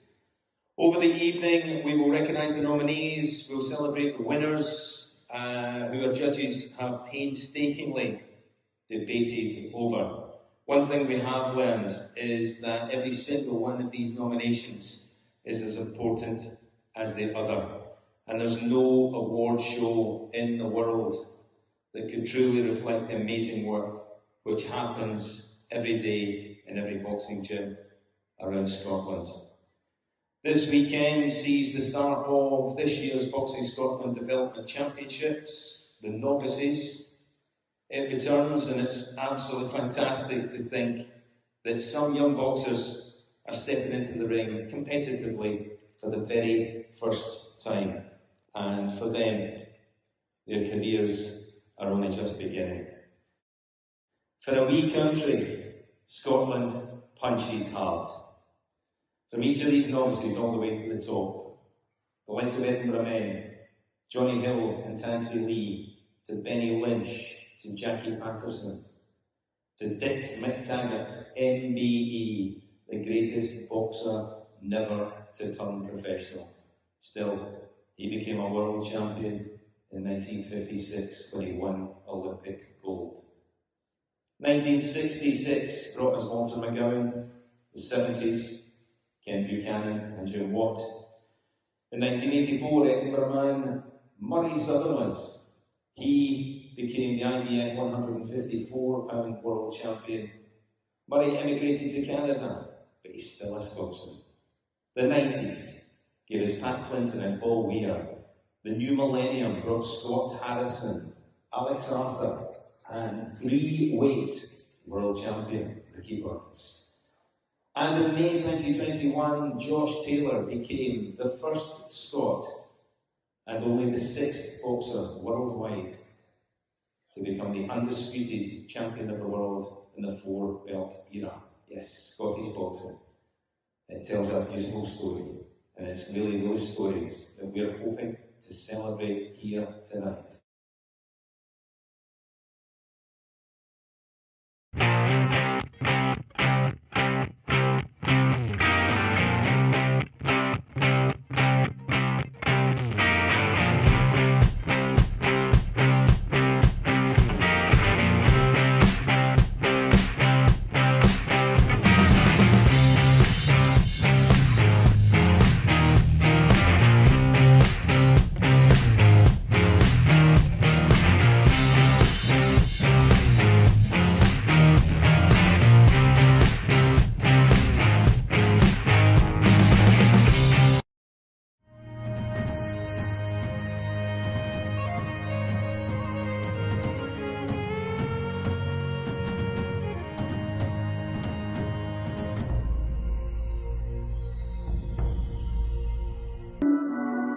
Quad muscle.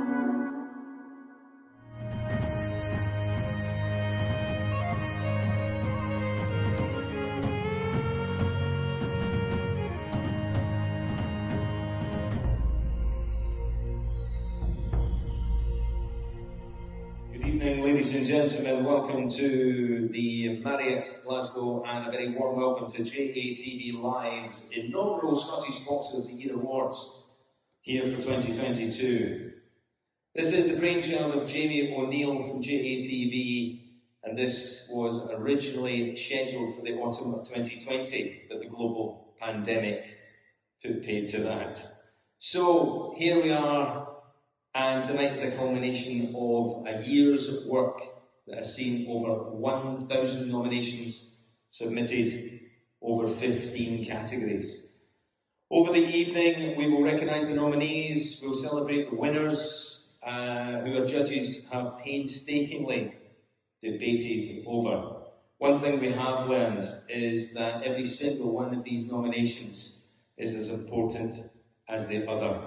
And there's no award show in the world that could truly reflect the amazing work which happens every day in every boxing gym around Scotland.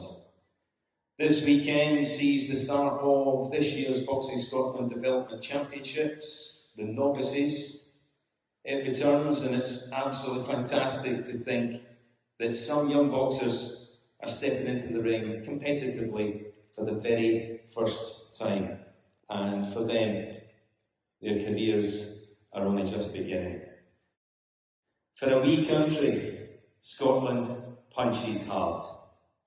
From each of these novices all the way to the top, the likes of Edinburgh men, Johnny Hill and Tansy Lee, to Benny Lynch, to Jackie Patterson, to Dick McTaggart, MBE, the greatest boxer never to turn professional.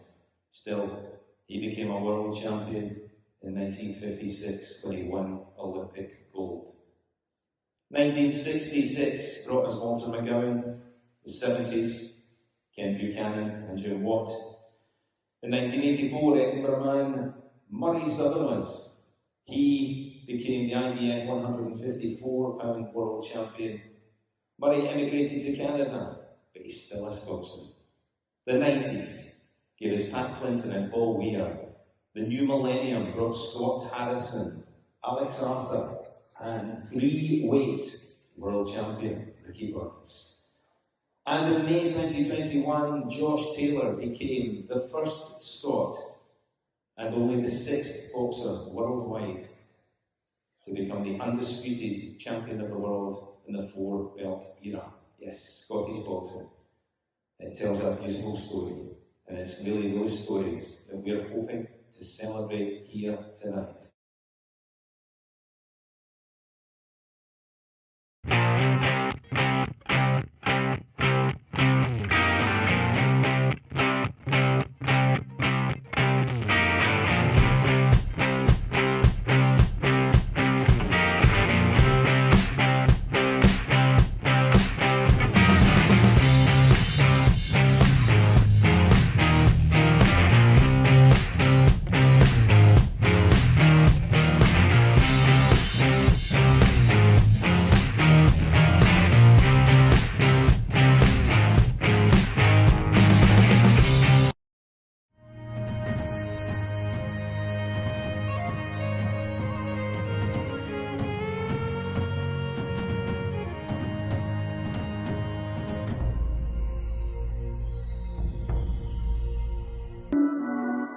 Quad muscle.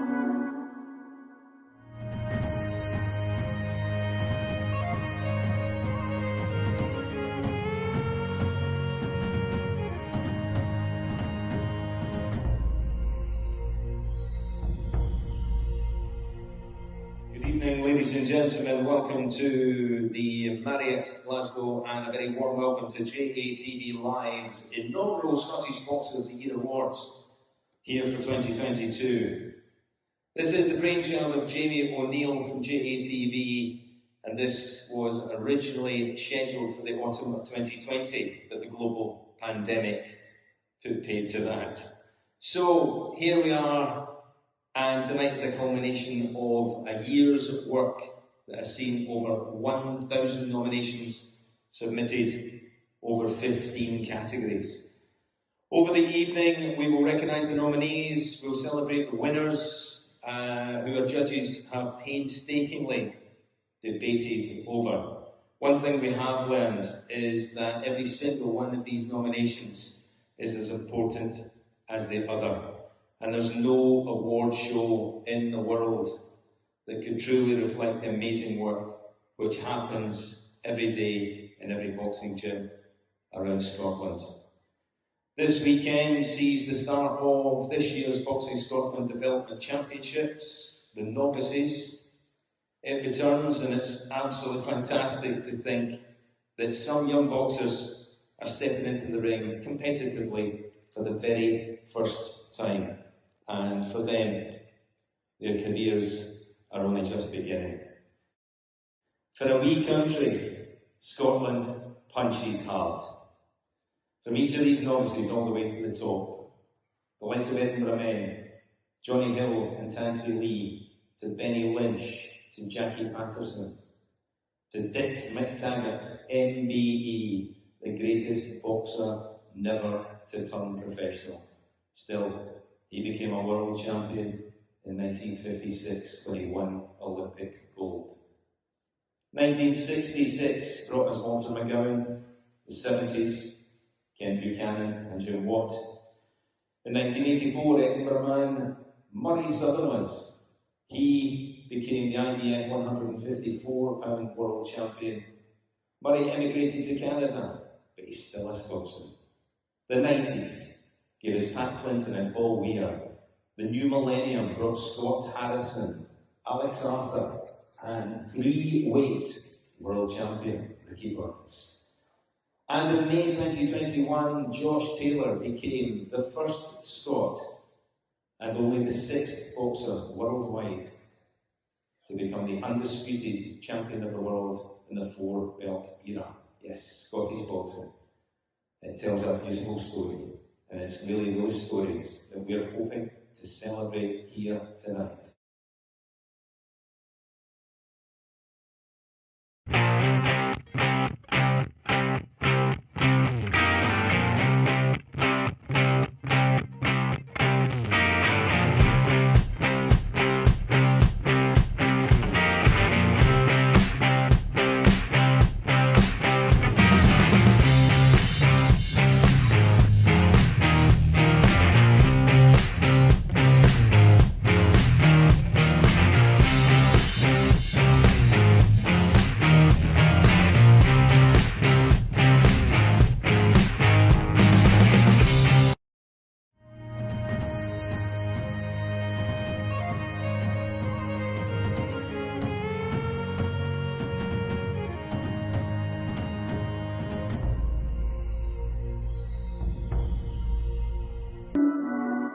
Quad muscle.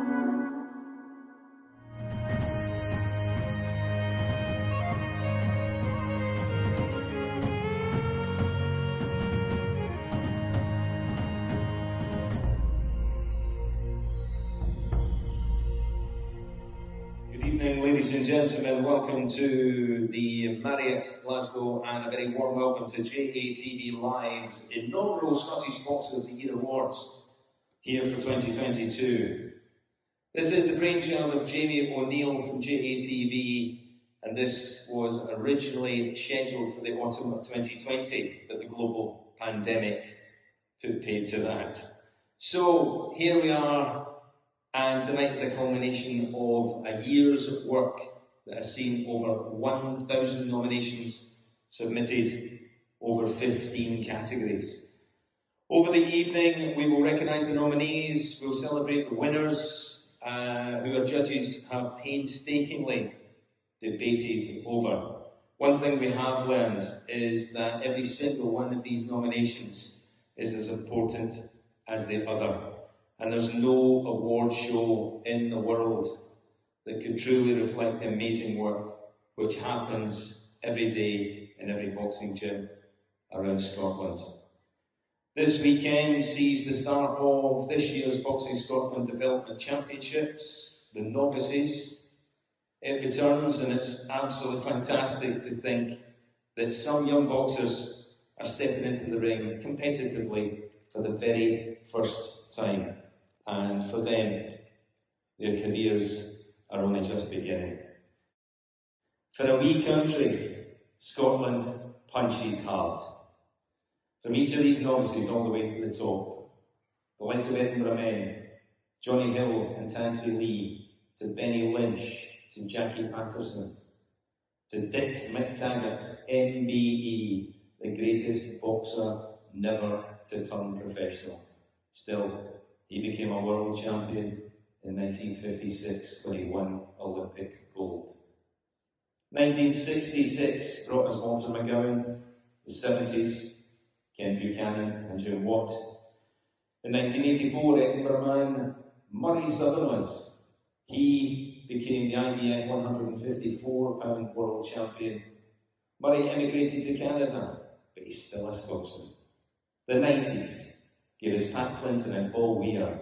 The new millennium brought Scott Harrison, Alex Arthur, and three-weight world champion Ricky Burns.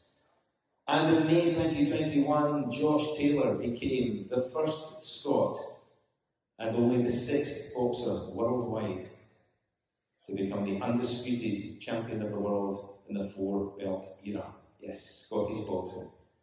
It tells a beautiful story, and it's really those stories that we're hoping to celebrate here tonight.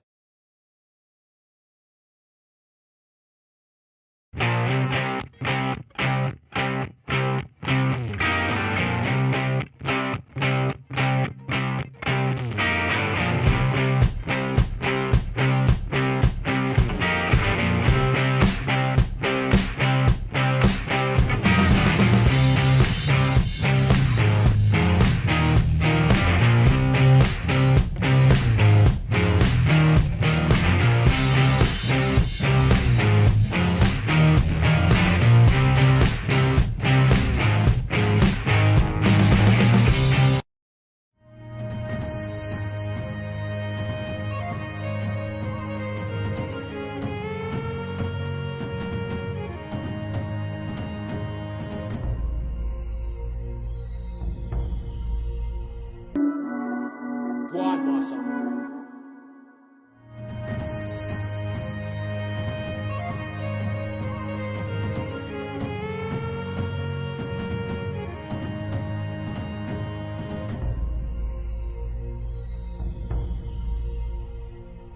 Good evening, ladies and gentlemen. Welcome to the Marriott Glasgow, and a very warm welcome to JATV Live's inaugural Scottish Boxer of the Year Awards here for 2022.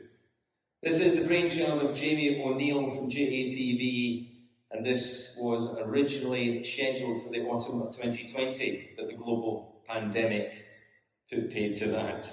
So here we are, and tonight is a culmination of a year's of work that has seen over 1,000 nominations submitted, over 15 categories. Over the evening, we will recognise the nominees, we'll celebrate the winners, who our judges have painstakingly debated over. One thing we have learned is that every single one of these nominations is as important as the other. And there's no award show in the world that could truly reflect the amazing work which happens every day in every boxing gym around Scotland. This weekend sees the start of this year's Boxing Scotland Development Championships, the novices. It returns, and it's absolutely fantastic to think that some young boxers are stepping into the ring competitively for the very first time. And for them, their careers are only just beginning. For a wee country, Scotland punches hard. From each of these novices all the way to the top, the likes of Edinburgh Men, Johnny Hill and Tansy Lee, to Benny Lynch, to Jackie Patterson, to Dick McTaggart, MBE, the greatest boxer never to turn professional. Still, he became a world champion in 1956 when he won Olympic gold. 1966 brought us Walter McGowan, the 70s, Ken Buchanan and Jim Watt. In 1984, Edinburgh Man Murray Sutherland, he became the IBF 154-pound world champion. Murray emigrated to Canada, but he's still a Scotsman. The 90s gave us Pat Clinton and Paul Weir. The new millennium brought Scott Harrison, Alex Arthur, and three-weight world champion Ricky Burns. And in May 2021, Josh Taylor became the first Scot and only the sixth boxer worldwide to become the undisputed champion of the world in the four-belt era. Yes, Scottish boxing. It tells a beautiful story, and it's really those stories that we're hoping to celebrate here tonight.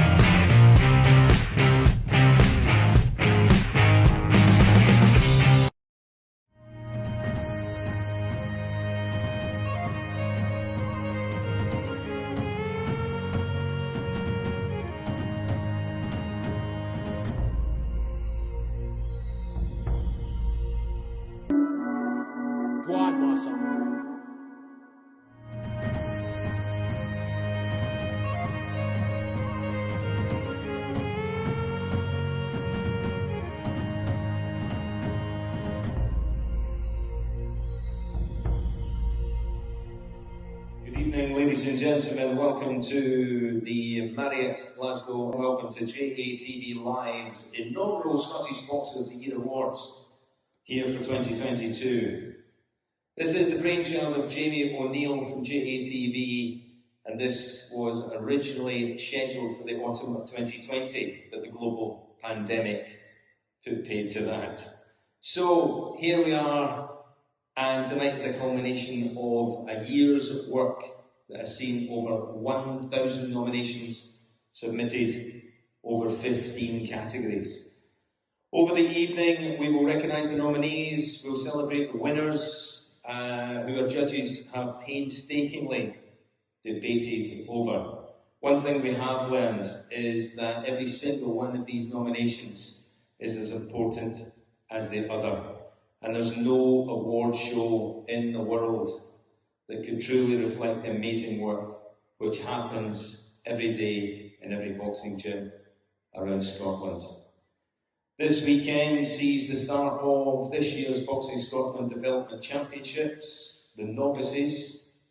It returns, and it's absolutely fantastic to think that some young boxers are stepping into the ring competitively for the very first time. And for them, their careers are only just beginning.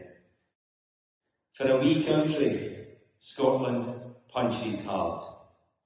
From each of these novices all the way to the top, the likes of Edinburgh Men, Johnny Hill and Tansy Lee, to Benny Lynch, to Jackie Patterson, to Dick McTaggart, MBE, the greatest boxer never to turn professional. Still, he became a world champion in 1956 when he won Olympic gold. 1966 brought us Walter McGowan, the 70s, Ken Buchanan and Jim Watt. In 1984, Edinburgh Man Murray Sutherland, he became the IBF 154-pound world champion. Murray emigrated to Canada, but he's still a Scotsman. The 90s gave us Pat Clinton and Paul Weir. The new millennium brought Scott Harrison, Alex Arthur, and three-weight world champion Ricky Burns.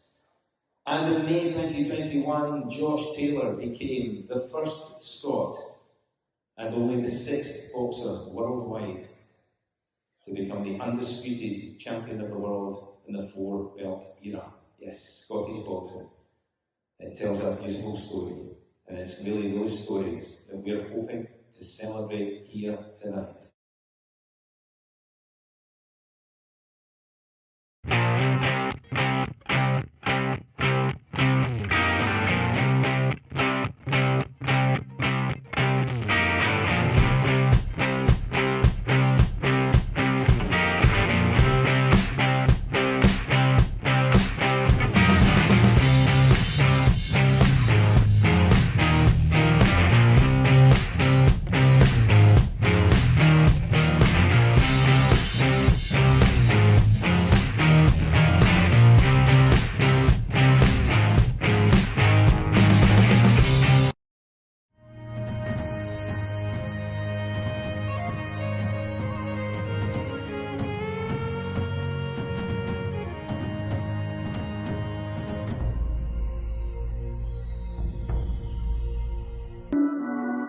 Quad muscle.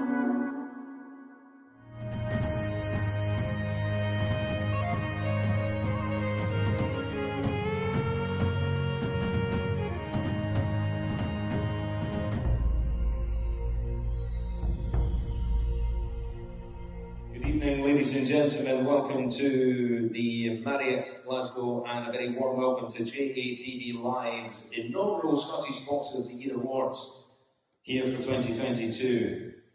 This is the brainchild of Jamie O'Neill from JATV, and this was originally scheduled for the autumn of 2020, but the global pandemic put paid to that. So here we are, and tonight is a culmination of a year's work that has seen over 1,000 nominations submitted, over 15 categories.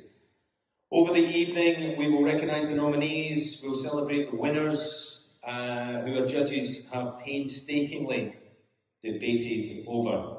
One thing we have learned is that every single one of these nominations is as important as the other, and there's no award show in the world that could truly reflect the amazing work which happens every day in every boxing gym around Scotland. This weekend sees the start of this year's Boxing Scotland Development Championships, the novices. It returns, and it's absolutely fantastic to think that some young boxers are stepping into the ring competitively for the very first time. And for them, their careers are only just beginning. For a wee country, Scotland punches hard. From each of these novices all the way to the top, the likes of Edinburgh Men, Johnny Hill and Tansy Lee, to Benny Lynch, to Jackie Patterson, to Dick McTaggart, MBE, the greatest boxer never to turn professional. Still, he became a world champion in 1956 when he won Olympic gold.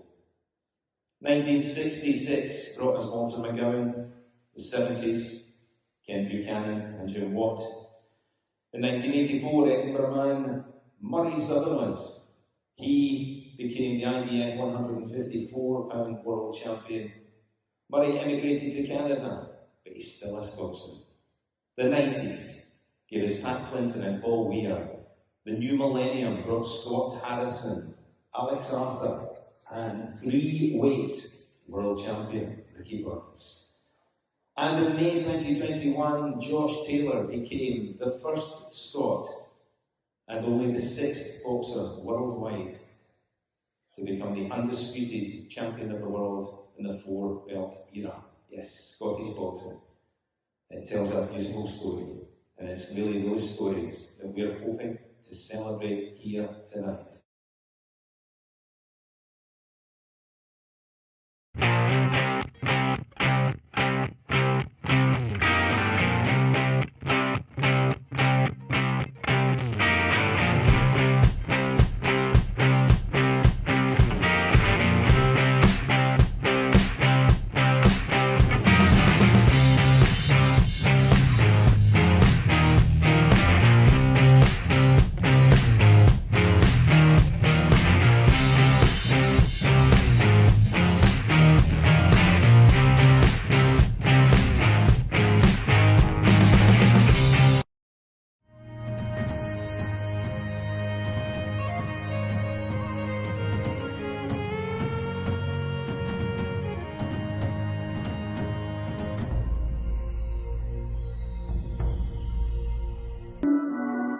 Quad muscle.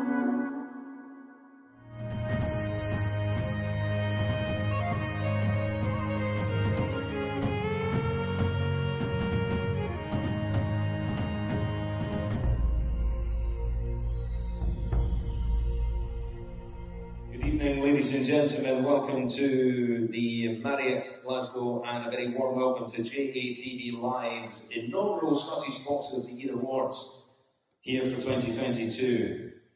This is the brainchild of Jamie O'Neill from JATV, and this was originally scheduled for the autumn of 2020, but the global pandemic put paid to that.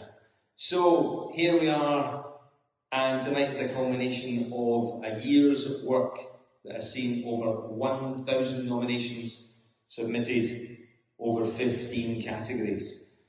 Over the evening, we will recognise the nominees, we'll celebrate the winners, who our judges have painstakingly debated over.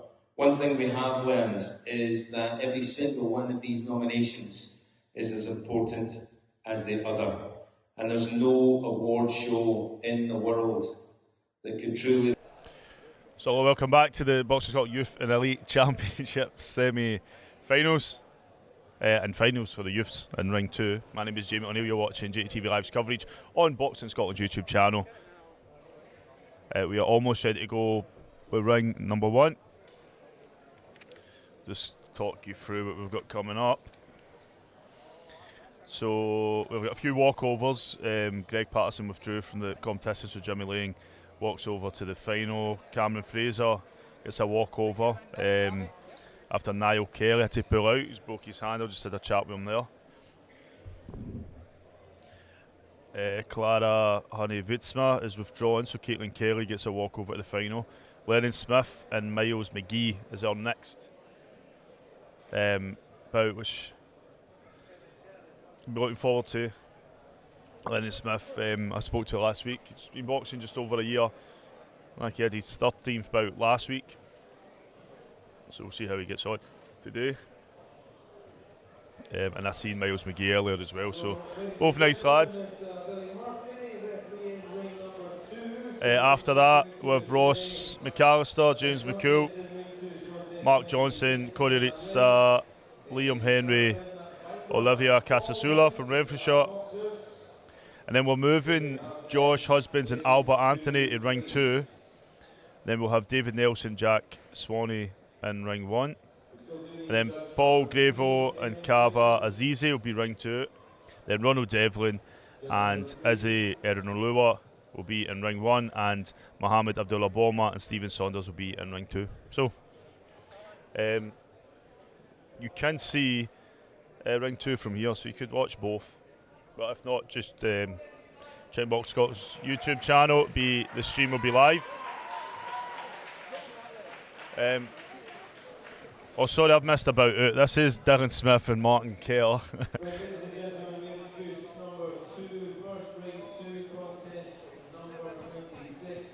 So we just await Craig Stephen. He's announcing ring number 2 first. I'll let you listen in. We're in the 57 kilo division. Mr. Billy Murphy is the referee in charge. Introducing first. And boxing out on the red corner, he boxes with an Urban Weinbach, boxing with an Ayrshire, Bradley Lowe.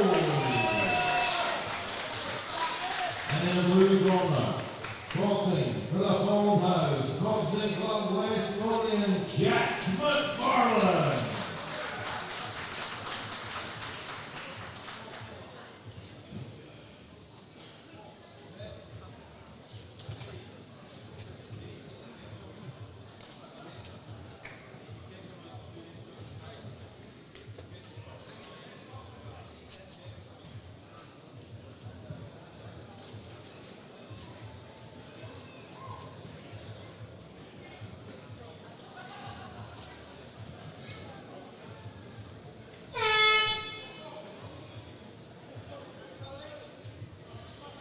Just a slight delay, ladies and gentlemen, a staggered start, so both rings don't finish at exactly the same time.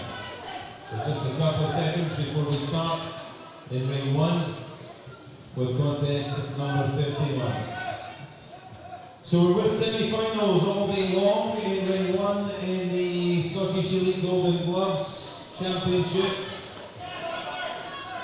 Winners today go through to the finals on the 15th of next month. So this is contest number 51, ring number 1. 3 3-minute rounds. Who will decide who goes through to the Golden Gloves Light Welterweight Elite Finals. A referee in charge once again is Mr. Ravi Rai. Within the 63.5 kilo division, introducing first, boxing out of the red corner. Boxing for the Alloa, boxing club black manager, Dylan Smith. In the blue corner, boxing for the Renfrewshire, boxing club, Martin Kerr. So we've got to get plenty of support in the crowd. You've got to show support online. And just drop us a message in the comments. So this is bout number 8 of today. Ravi Rai is your referee. We go Martin Kerr and Dylan Smith, round number 1.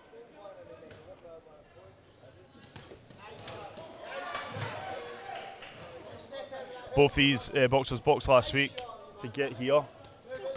Both showed great work. You got to see Martin really gone for it. He will move from the body to the head. But Dylan Smith done great work last week. I don't think he's planning to make it easy at all for Martin.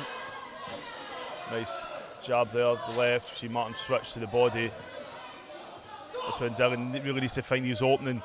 Don't allow Martin to get on the inside of him.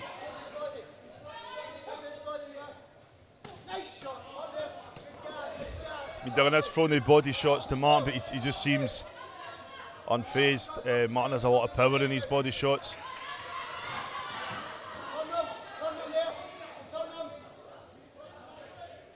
Getting a bit scrappy at times.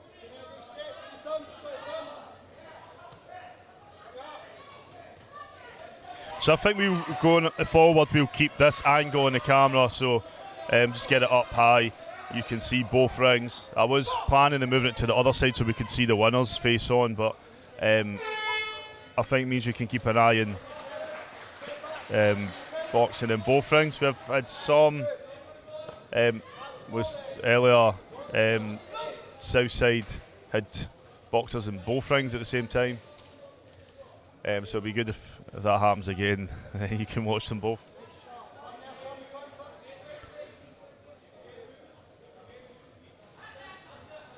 So we do take your positive criticism on board.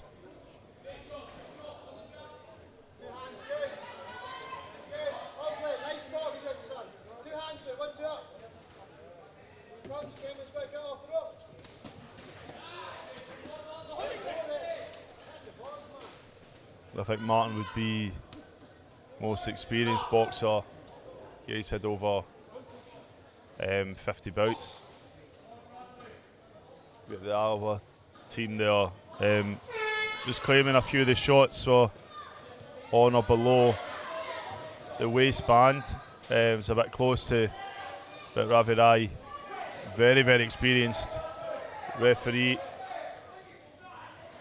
It's an international star referee.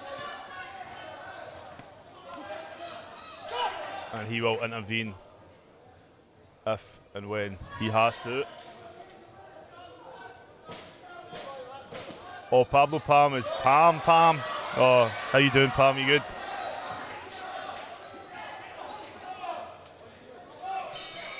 So that's it for round number one. Great opening after the wee break that we had there.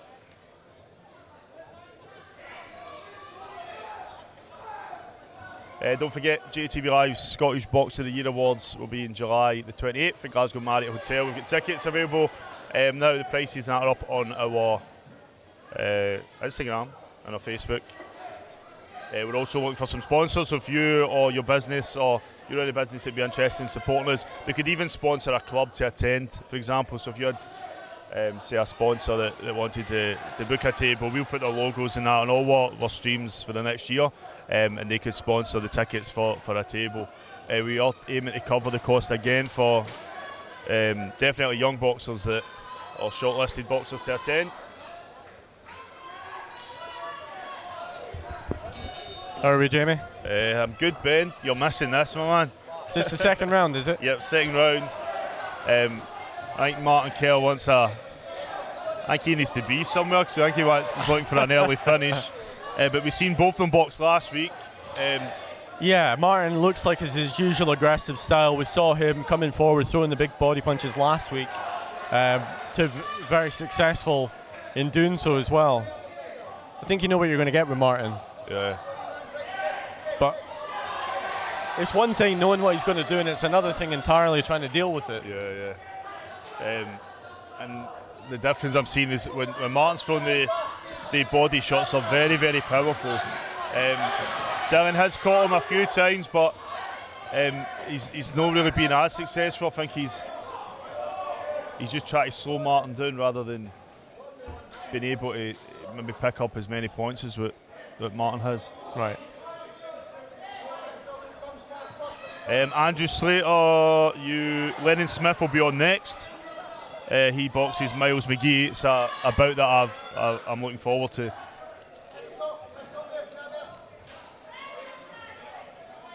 So we have a few walkovers. I ran through them just when we came back there, but we'll go over them again after this bout.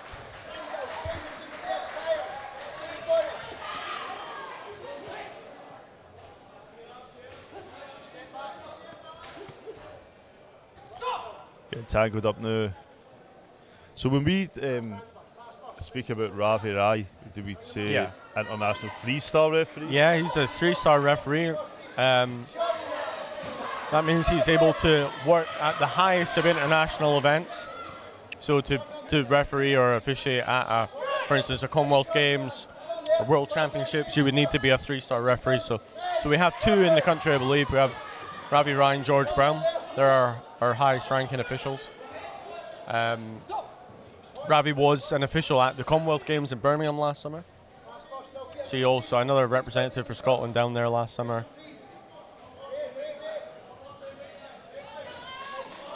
So you need to work internationally, you need to be at least a 1-star. Yeah. So we have maybe around 12 or so 1-stars in the country. We have obviously Jim Smith and John McKenna being 2 of our newest ones last year.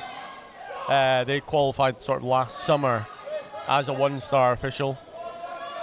We've got Jim Smith going over to Lithuania for the Sosakis International Tournament that we've got boxers at, and John McKenna is off to France next week for the dual international with France. So you need to be at least a 1-star to do international events, but for the highest ones, I'll move up a wee bit then. I think somebody kicked the camera out. It wasn't me. You couldn't see this big yellow on the elbow. Right. Yeah. So no, we're obviously wanting to further train our officials and get more 1-stars, get more 3-stars ideally as well. So we've got a few questions coming in. Stephen Saunders. He'll now be in ring 2, but he's last. He's the last bout of the competition, so it's not actually that long. Yeah. We've got 6 left in this round. I believe there's maybe about 7th in ring number 2, but we'll keep you if you want to watch this ring and then switch back. Ring number 2 is set up if you want to go into that now. We've got the 3rd and final round here between Dylan Smith and Martin Kerr. A quick shout out to John Riley who's watching online. Sorry to hear about your withdrawal after. I don't know if he wants me to say, so I won't say. But no, I was looking forward to seeing John again. Yeah, he was brilliant last week. He was good last week, yeah. Another North boxer as well. I was trying to get as many North boxers in the final from my perspective, being the North District Development Officer. Nice left hook there from Martin Kerr. But a nice straight left there by Dylan Smith. Trying his best to slow Martin down. But yeah, crowd are getting into this one. It's probably the loudest it's been in Ravenscraig. The camera doesn't actually pick up the audience, but we've got floor seats behind the camera and the bleachers to the left of the camera. So they are out of shot, but you can probably hear them. Martin Kerr's just relentless, isn't he? He just doesn't take a step back. He's always like that. They nicknamed the Tasmanian Devil. Right. He's not been spinning around, but big, powerful shots. I believe he's the Western District champion this season as well. It's like I think even he's lost count how many times he's won it.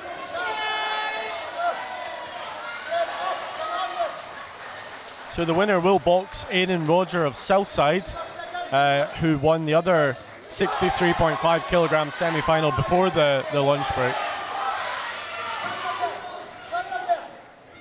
Got a few Renfrewshire boxers on. I just clocked. I'll just apologise for Aidan's language. Oh, I pulled him up. Yeah, hopefully nobody was too bothered by his colourful language before. If it was on JATV, I wouldn't have minded, but we're on Boxing Scotland. You know what? I warned almost every boxer, and I didn't warn him, and he swore. Pretty much every other boxer before I go on, I say, please don't swear. And I forgot for Aidan, and yeah.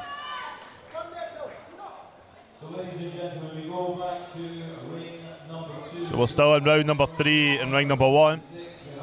Ring number 2 is just a 4-1 split.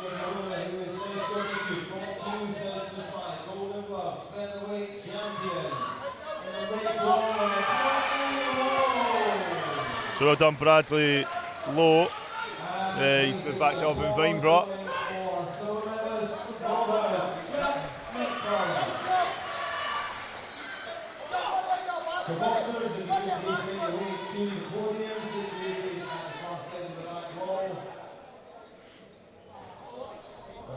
A point off for holding there by Dylan Smith. It's obviously he's trying to deal with this relentless pressure coming at him from Martin Kerr. Yeah. So he will have a point deducted. Been impressed by Martin Kerr again in this competition.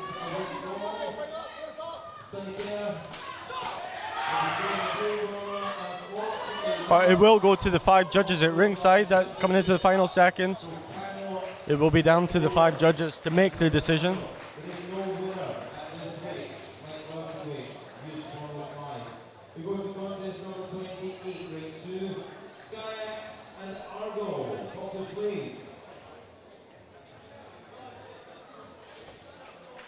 So we will go over to Craig Stephen for the announcement for this one.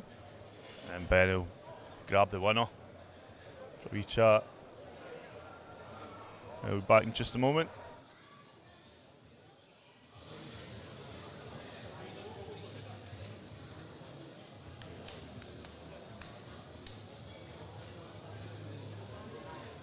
Ladies and gentlemen, we move back to ring number 1. Result of contest number 51.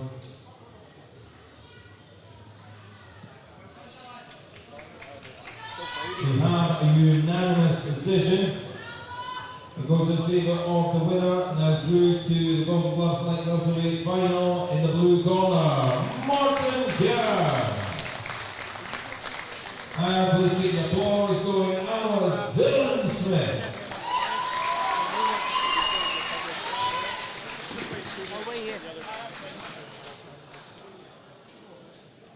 So we're back in ring number 2, ladies and gentlemen, with contest number 28. This is 3-minute round, this will decide. Scottish Football 2005, Golden Gloves, welterweight champion in the 67 kilo division, and a chance for this one is international star referee, Mr. John McKenna.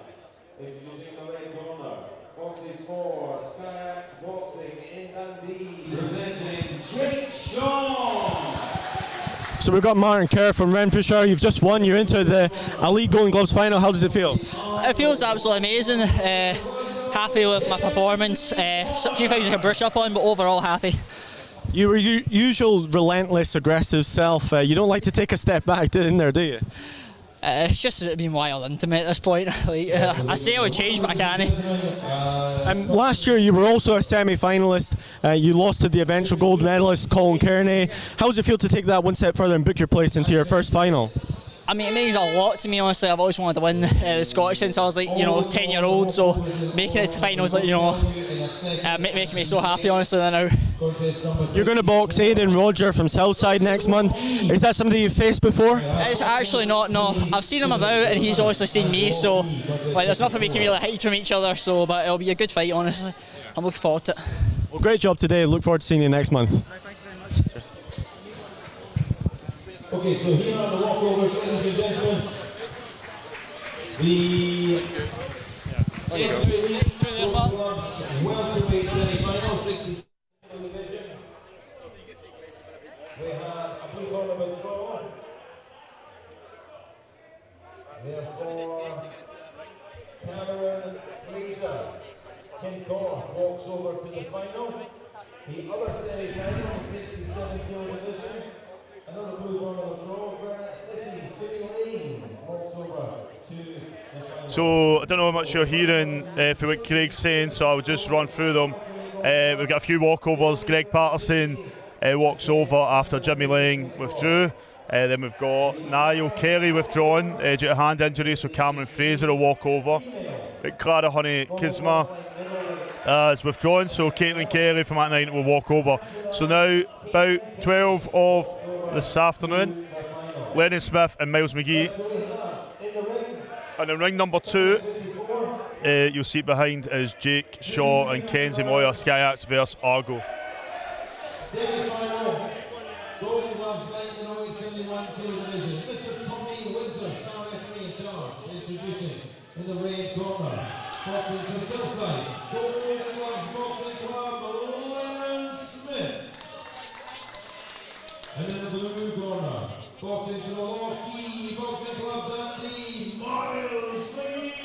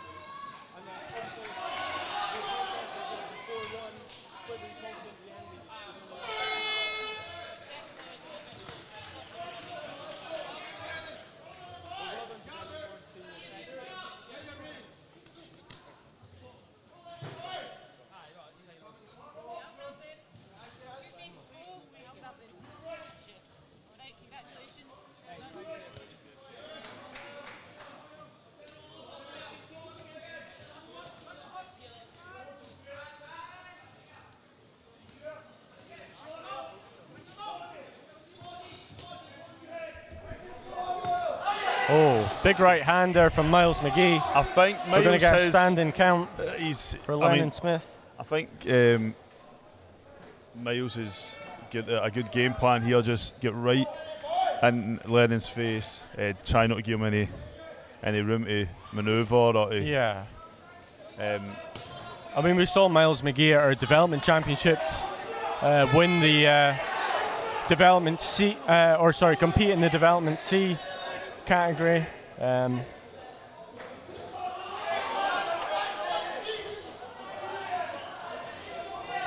So a good boxer that we've seen quite a bit of actually at these national championships. Yeah. From Lockie in the blue corner.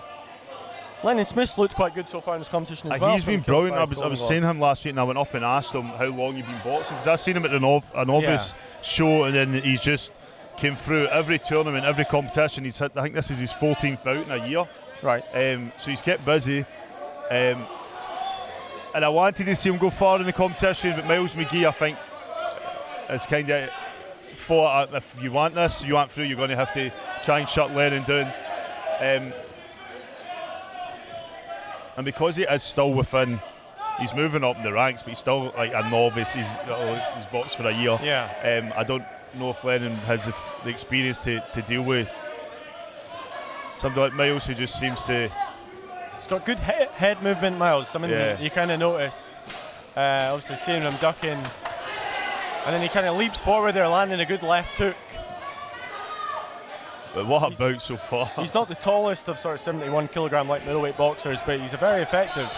And actually, he's using that height differential to his advantage, because he's actually leaping from underneath Dylan's shots, from Lennon's shots, and landing out of the sight of eye line as well. Yeah. So it's quite difficult. Something maybe Lennon's not seen so far. And that's the only thing that I think maybe could go against him, is just that. When you're experienced in the ring, you're coming across lots of different types of boxers. Yeah. And you can sort of judge people based on maybe their size, their build, how they are in the opening round. But Miles Taking McGee's some still very on his deep feet. breaths, Miles McGee, though. He's standing up, but the camera maybe doesn't pick up because he's got his back to it. But taking a number of extremely deep breaths. He's determined. They came up and asked me, he's going to be filming the Elite Championships. He likes to watch himself. I'm sure he'll watch this one back. So hi, Miles, when you're watching this later. Just be nice about him in case he meets us in the car park later. Don't want any punches.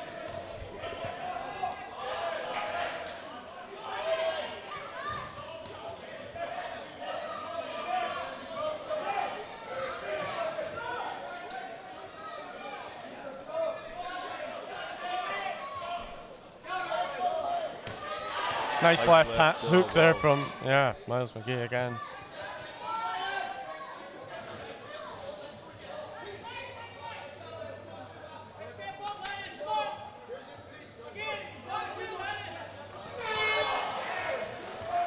he's choosing when he wants to engage Miles. He's using his footwork, and then you'll see him pick his chance, pounce in, land, and then he's back on his back foot. It's quite tricky for Lennon, I think, to try and get into a rhythm against Miles, because there's a great right hand again from Miles because of the way he darts in and out. And I think Lennon's corner's got it right. This is the only thing that I think could maybe go against Miles. He's just his stamina. If he can keep up this level of pace right into the third round, I think Lennon can. So Lennon can maybe match it, but it's just... Well, Miles is exerting a lot of energy into this competition, but due to the style that he's got. As we said earlier, this is 3 minutes. We've seen Miles in development championships, so it is longer contest, a minute in each round, than what he's had himself, Miles, previously. So he might feel that a little bit. But he's doing a great job so far. I've been impressed with Miles McGee so far in this contest. Another left hook there lands.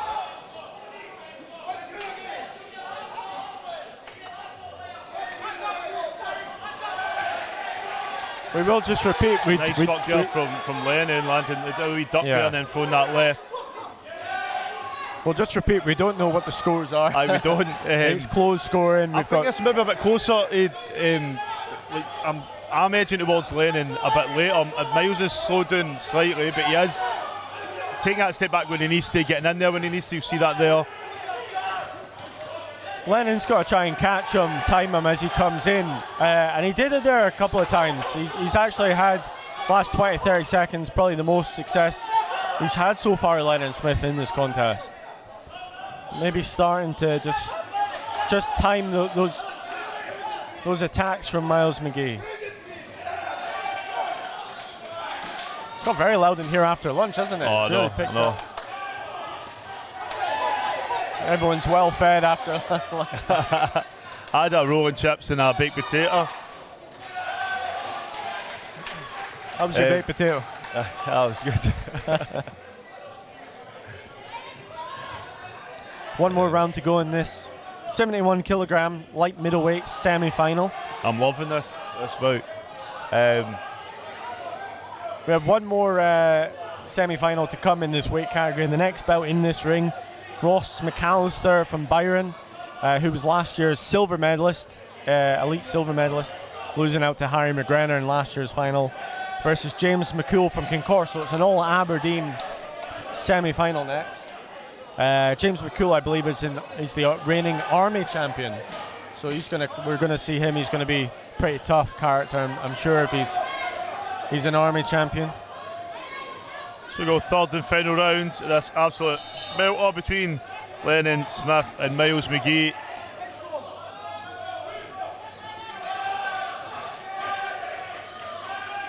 If you are joining us online, make sure you click like and subscribe.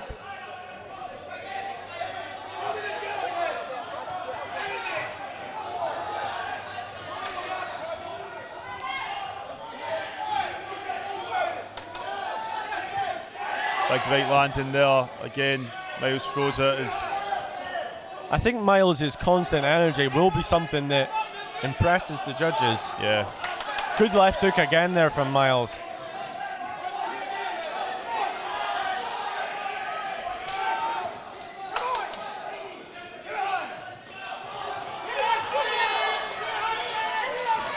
The right hand did get through there again though from Lennon.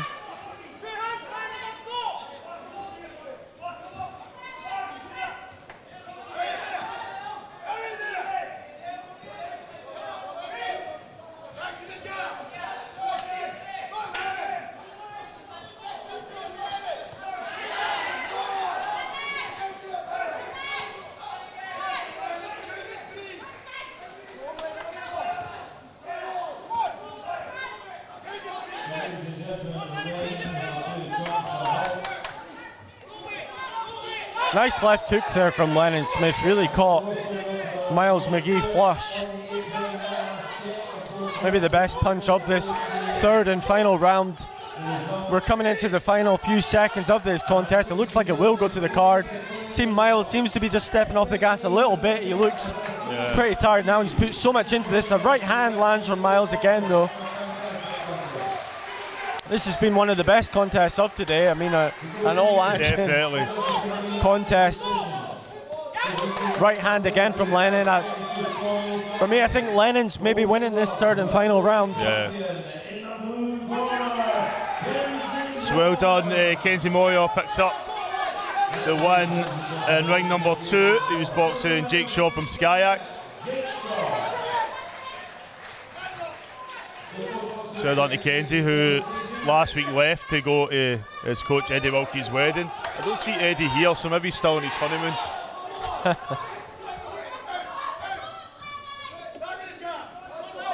Not too long left in this one. We should get a clock actually from just thinking that. Oh, no. It'd be good to know how many seconds. To get it up on the screen. Yeah, we could maybe look at that.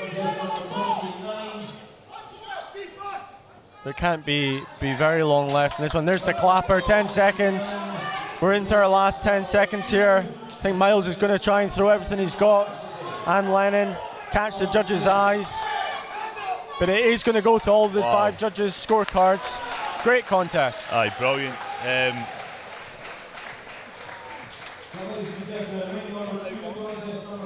So we'll pass to Craig Stephen, the official now, so just after he announces ring 2. And then Ben will be joined with the winner.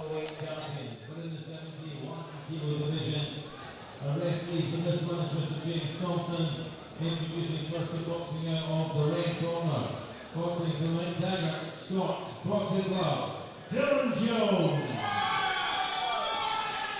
In the blue corner, boxing for the Dundee and University Boxing Club, Harris Gohan.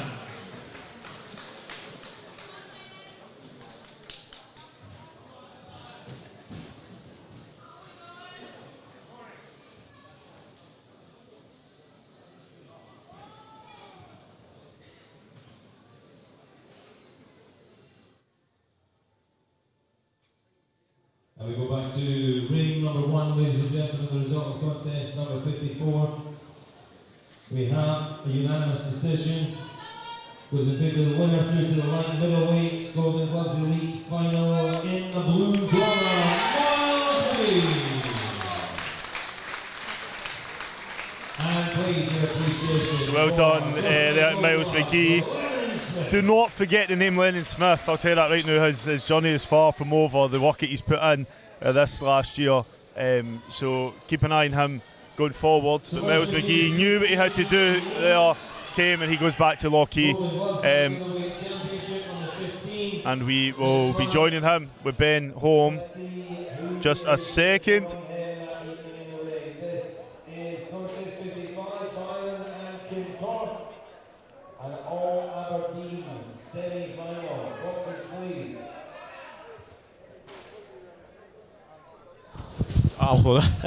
We've got Miles McGee from Lockheed. You've just won. You're into the 71 kilogram Elite Golden Gloves finals. How do you feel? It feels great, mate. I've trained really hard for this. I've put in the work. I've only been back boxing like 6-7 months, and I'm only going to get stronger and faster. So bring on the final. Well, you've won our novice title this season. You've won our and development C as well. So you've got 2 Scottish titles so far this season. You're looking for the hat-trick? Absolutely, mate, 100%. Going for gold. And what would it mean to win the Elite, the Golden Gloves final, to be Scottish champion? Oh, it would mean absolutely everything to us, mate. As I said, I've put every inch of my life into this training since I've been back, and yeah, I'm going for gold, and I really feel like I could win it, so we'll see what happens on the day. And you were just saying you've had 11 contests, you've won them all, so you're an undefeated boxer at this stage. Yeah, I'm so I'm hoping to keep it that way, so we'll see what happens. It's going to be an All North final. You'll box either Ross McAllister or James McCool in it. Do you have a preference? I've watched both of them, both very skilled boxers. This could be a good fight. I'm not too sure who would win, but whoever wins, I'll see them on the day. Well, great job today, Miles. Look forward to seeing you next month. Cheers. So we go round number 1.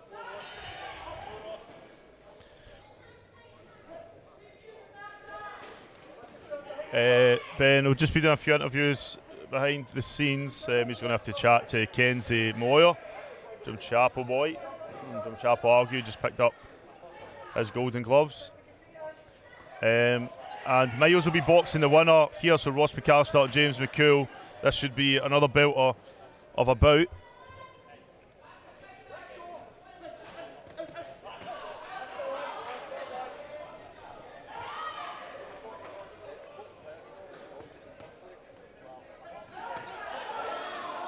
Too cool, McCool.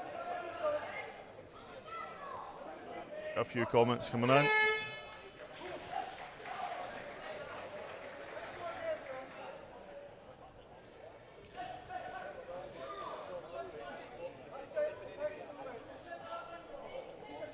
So last week was a bit of a bluff for me between the Youth and Elite Championships and then the Scotland versus Ireland International. Just back in a second.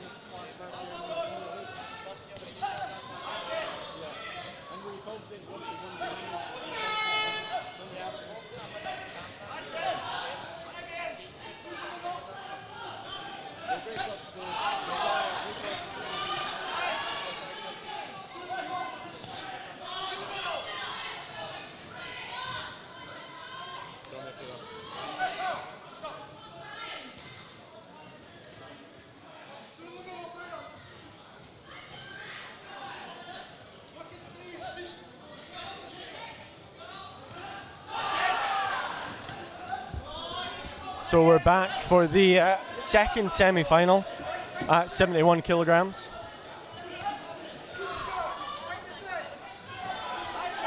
Got Ross McAllister from Byron Boxing Club in the red versus James McCool from Kincorth Boxing Club in the blue. So I don't know if you did introductions, Jamie. I was just if you did, I'm doing them again. So there's a lot going on. We've got a lot of social media posts will be up the next few days as well. Yeah. So catching up some backstage interviews with some of the winners. So Ross was our silver medalist at this weight division last year in our elite finals. He lost out to Harry McGrenner in that final.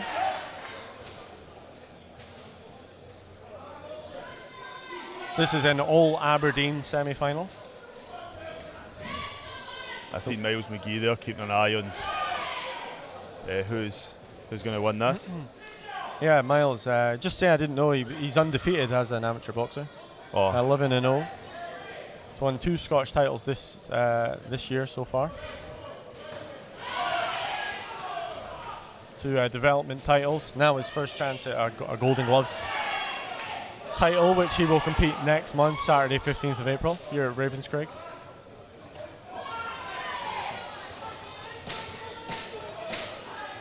So we go with round number 2.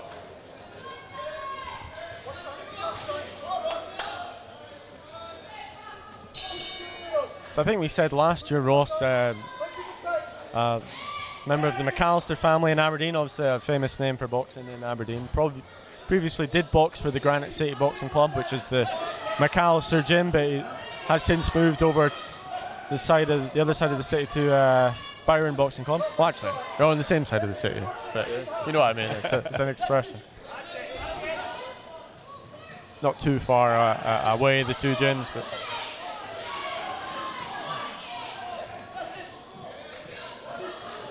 He was telling us last year he's a vegan, Ross. Assuming he's still a vegan 1 year later, but you see, he had a lot of energy last year. Remember, he had a high output in some of his previous bouts that we've seen. But James McCool is an army champion, reigning army champion, so you'll be no mug at all. Nice right hand there from James McCool. Somebody posted, come on, Too Cool McCool, and he is quite a cool character. It's quite even in the ring.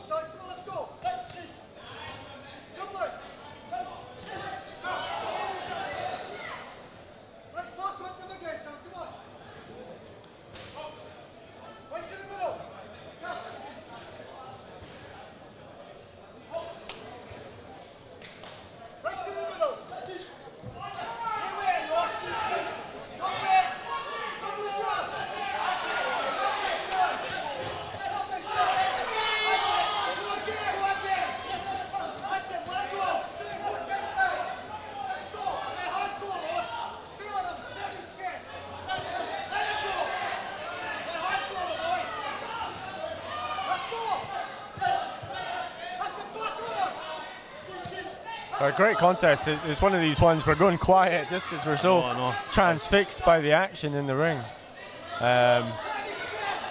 Very close contest so far. It's one of these belts you don't want to be a judge for. It's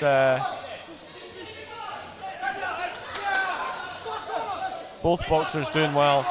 Ross being the one who's coming forward. Yeah.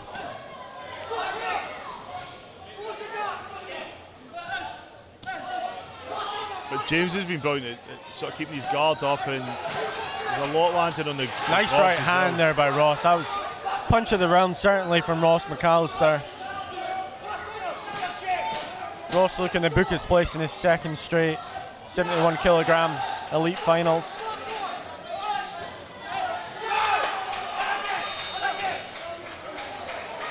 Maybe Ross's work right at the end of that round, maybe edging it towards him, but it's close. It's close. There's a real back and forth in this bout so far. No one in the blue corner wants to sit down. Yeah, we do have a stool over there, I'm assuming. We had one earlier, unless it's been nice. So still what we played for in my books going into round number 3. I'll check, actually. I'll check there's a stool after this contest. Oh, there's a stool? Yeah. I'm sure there is. Just because it's 2 fires in a row doing it, but it's maybe just coincidence.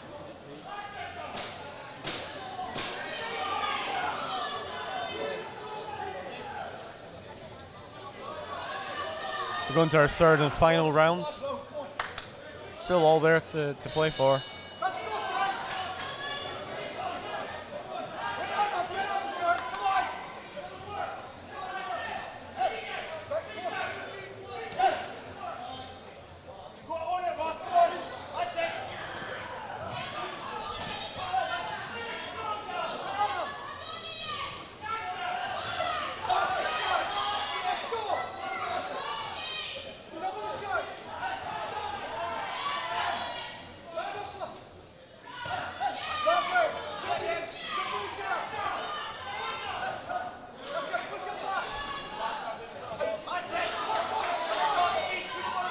This round pretty much going as the other two went. I don't have a feeling of urgency from either.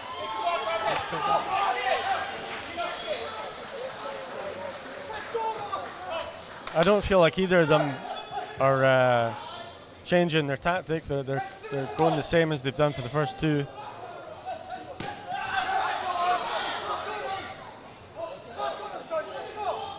Nobody committing too much. Trying to pick their shots, pick their openings. Bit of a wild miss there from Ross.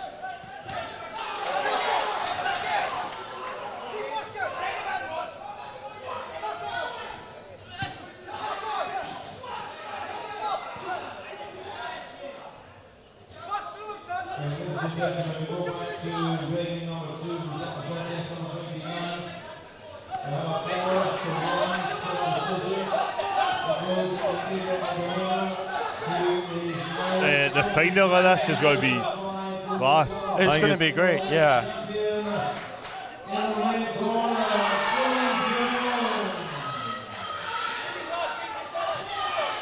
Miles McGee watching this one closely out in the crowd.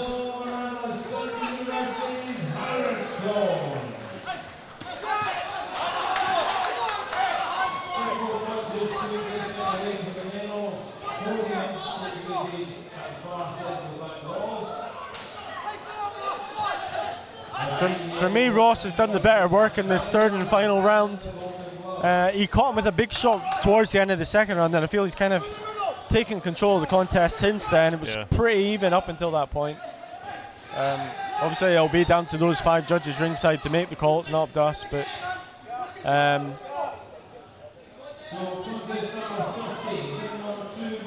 think it's been a strong third and final round from Ross as he looks to book his place in his second consecutive final. Final 10 seconds. But the judges might like some of the work James did in rounds 1 and 2. It could still go the other way. But we're into the final couple of seconds. It will go to the judges. Great contest. Yeah, brilliant. Well done, both these boxers here. Craig Stephen just making his way over. I think he may announce ring 2 first, and then come here to announce the winner. So we'll be back in just a moment. This is 3-3-minute rounds. This will decide the Scottish uniform 2,500 Golden Gloves champion, 75 kilo division, and Holme corner. In charge of the action. Introducing the right corner, boxing to the middle bank, boxing club is Rosa Osmagia. In the blue corner, boxing to the Gear Harley, boxing club, Red Hanaway.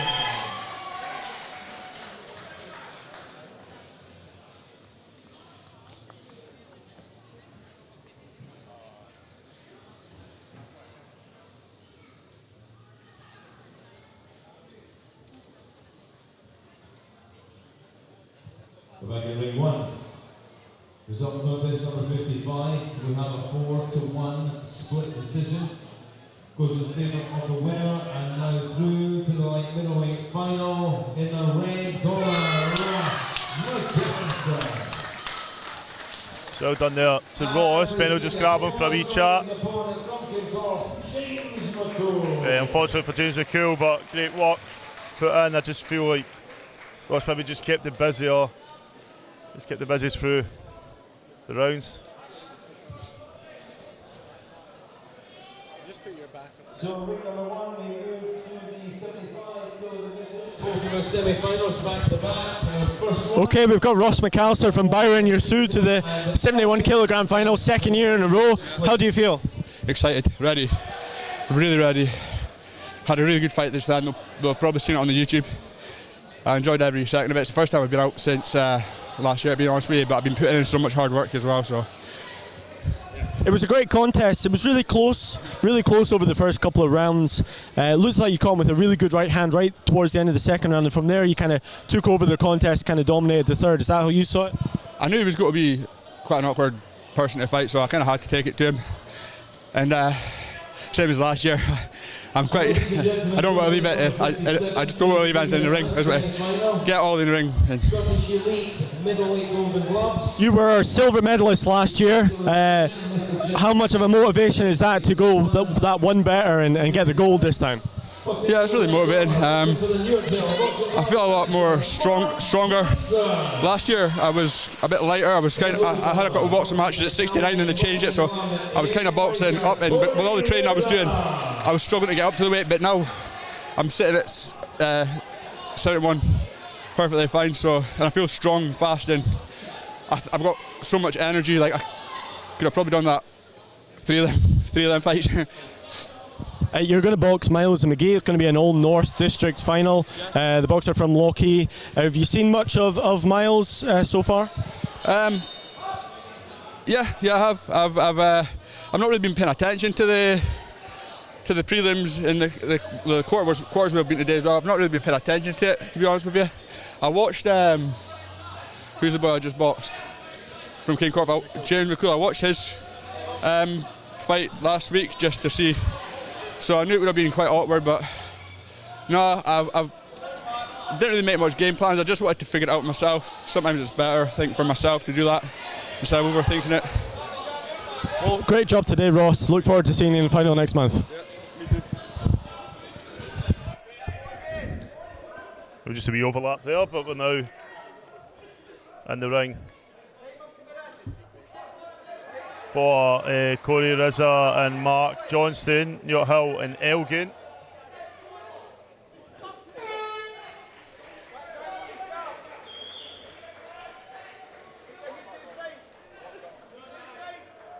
Another two experienced teams in the corners.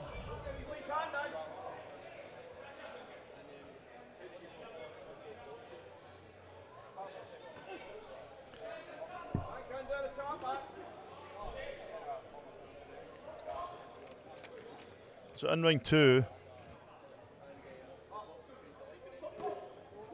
we have Fred Hanaway and Isosa Osumweji, Meadowbank and Keir Hardy.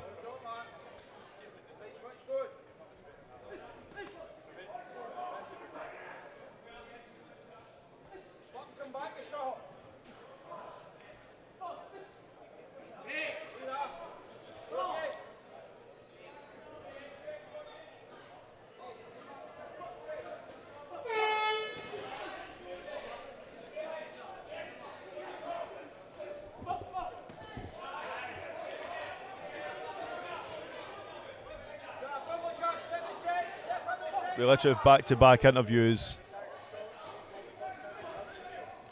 going on behind the scenes. Dylan Jones from McTaggart Scott picks up his Golden Gloves. Ben's doing an interview now, that'll be out in the next day or so. Keep an eye on Boxing Scotland's social media.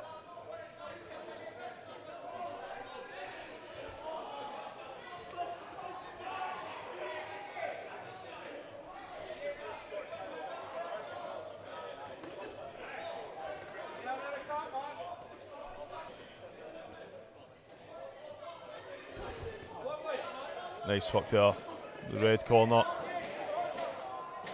Final 10 seconds around number 1.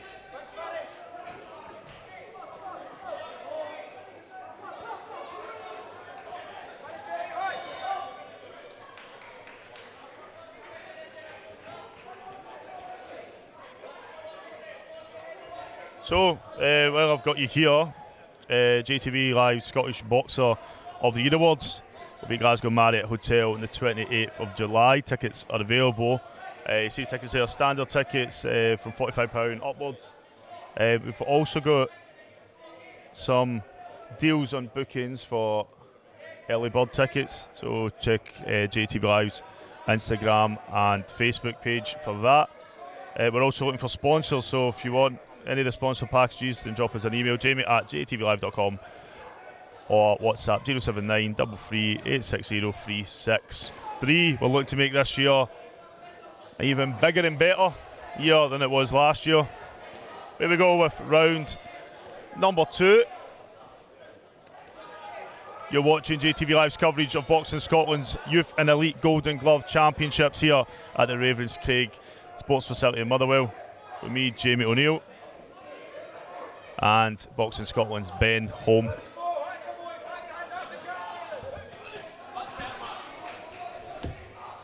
Sorry, back again. Just speaking to Dylan Jones from McTaggart Scott, who is our new Youth 2005 71 kilogram champion.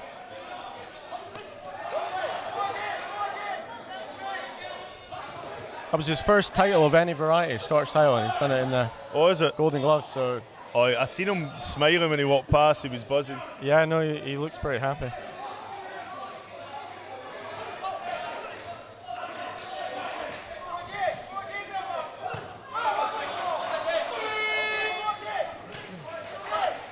So how has this contest gone so far, Jamie? I definitely think Cody's trying to be busier, but I feel like Mark has been a bit smarter. And he is throwing that big right in particular. He's throwing that big right and then taking a step back and missing. And then forcing Cody to miss in retaliation. But this is the first year as a senior for Corey from Elgin in the blue. Previously won our Youth Open Championships last year. So he's taken the step up. He also does some coaching at the club as well. He's a registered coach as well as a boxer. Usually when you find boxers like that, they will see sort of fresh eyes in the ring, and they're able to assess and analyse. You see that with Stephanie Kernahan, she's able to assess her whole performance literally within seconds of leaving the ring. Yeah, I think it does help. I mean, I'm never too keen when I hear somebody say that they don't watch boxing or they don't have much interest in the other. It's a bit of a red flag to me. So I know you can get some great boxers who aren't that fussed about watching what else is going on, but I think if you are a real student of the game, you're going to pick up stuff that's going to help your own performance, and especially if you're helping out coaching. And especially if we're here, literally getting you out on a plate. Yeah. You can watch it back. You can watch future opponents. Yeah, no, 100%. Suss them out. 100%. I will just remind everyone, Ring 2, we are streaming live as well. We have Sosa Osamwegi from Meadowbank versus Fred Hanaway, Keir Hardy. It's our final youth final of the day. You can see it in the background of this stream if you want to look at it as well. It was one I was actually looking out for, to be honest. It was the one youth final that really caught my eye, that I was quite excited to see a bit. So I'm going to try and watch both rings if I can. You can watch it on the screen.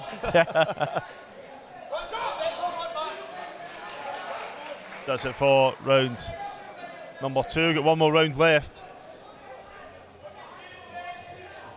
So if anyone is trying to watch that contest, in the background, Fred Hanaway in the blue and Asosa Osumwegi in the red.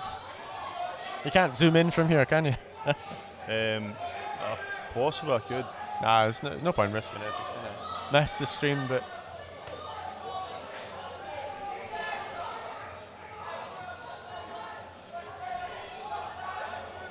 So that is the Youth 2005 75 kilogram final going on just now. And then we'll have 3 elite contests in that ring. We'll share which ones they are as we go on.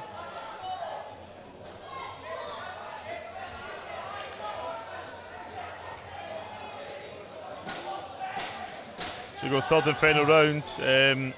Elgin's already got a Golden Gloves winner. Lucas Vaikunas. Yeah, they got a youth one earlier today. They had a couple of elite champions last year. Megan Gordon, who we can see in the corner, or you maybe can't quite see her in the stream, but last year as champion at, I think it was elite flyweight or light flyweight actually it might have been, in the female category, Megan Gordon. And they also had Aaron Devine at middleweight. So they had 2 elite champions last year. They'll be hoping Corey can book his place in the final. Aaron Devine not entered into this competition, but I think he is watching on the stream. I saw his name pop up earlier.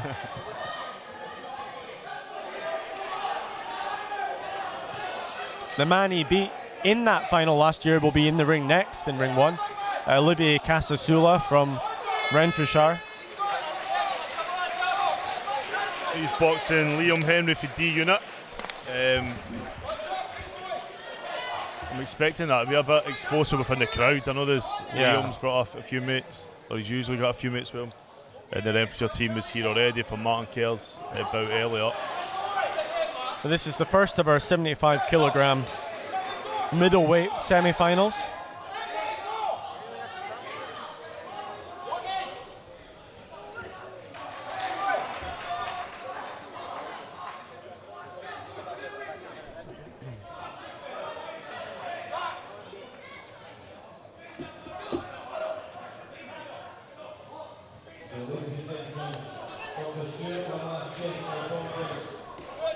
I think we saw Mark Johnson last year at 71 kilograms. I think he lost, if I believe, in the semi-final of the light middleweight category last year. So he's moved up to middleweight over the past year.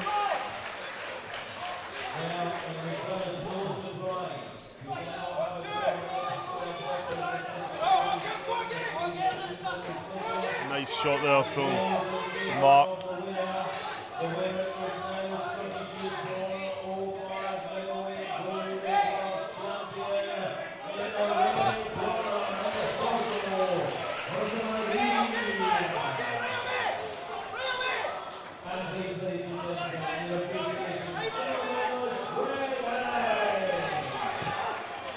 Sosa Osumwegi getting the victory in the last of our youth finals. Congratulations to him.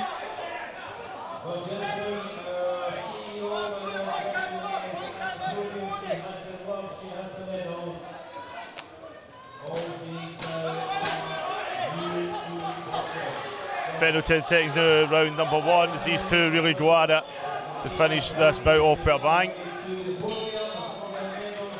Well done to both boxers there. Craig Steve will just make his way over, and once doctors have checked over both boxers, we will have a winner for you. They'll join Ben for a wee interview. I think some people are boxing better so they can get an interview with you. It's like one of these things that I'd like to think so. People actually mess with me saying, "Oh, and then I can get my interview." Forget the gloves, forget the belt, they just want an interview with Ben. So let's pass to Craig Stephen in the ring with official announcement. Just a wee second. So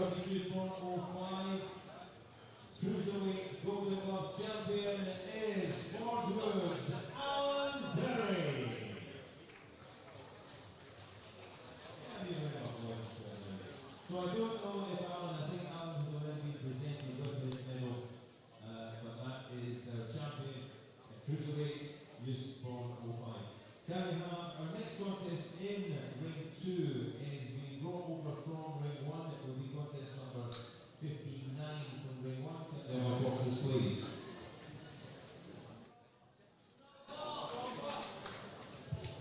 So we go back to ring 1 for the result of contest number 57. We have a 5-0, a unanimous decision. Unanimous decision in favour of the winner and through to the middleweight final in the red corner, Mark Johnson. And please show appreciation, ladies and gentlemen, for Elgin's Corey Rizza.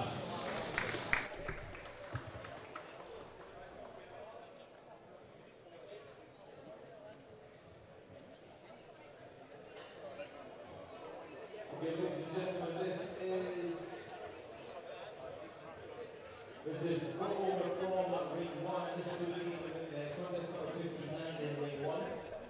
Semi-final, 3-minute rounds. This lightweight goes through in the light heavyweight 80 kilo elite world club. Our referee for this round is William Murphy. Okay, we've got Mark Johnson. You're at Hill. You're into the 75 kilogram final. How do you feel? Fantastic. Tough opponent, but got through it and got to the final. It's what I wanted, so it's good. Like a close contest all the way through. Were you confident you were going to get the nod? I feel like I landed the bigger shots and my eye-catching shots, so I feel like I got the win, definitely. We saw you last year at 71 kilograms in the semi-finals. You missed out that day, but how do you feel now to get into the final, albeit at a higher weight? Brilliant. I feel more comfortable. It's my natural weight now, so I feel a lot better. Instead of cutting all the weight down to 71, I feel stronger and bigger at this place, so I hope better. And what would it mean to you to go one step further and win next month and become the elite champion? It mean the world to me. Definitely. That's the end goal. Eventually, get the gold at the Scottish. So be brilliant. Definitely. Well, great job today, and we look forward to seeing you next month. Thanks, mate. Cheers. There we go, Liam Henry and Olivia Casasula. We'll let Craig introduce both boxers. Golden Gloves, 86 kilo division, Mr. Ravenscraig in charge of the action. Introducing first, boxing out of the red corner. Boxing for the Kingdom Boxing Club, Kirkcaldy White, presenting David Nelson. And, no, I got this wrong.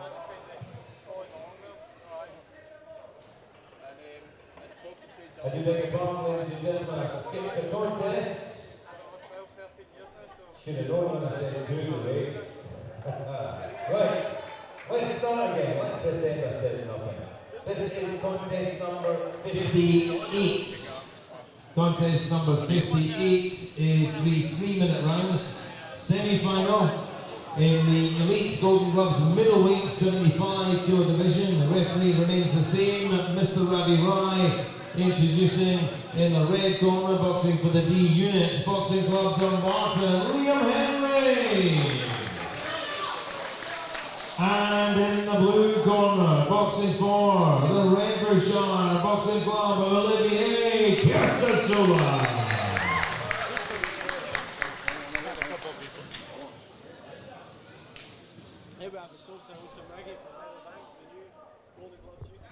So we go just about going to round number 1.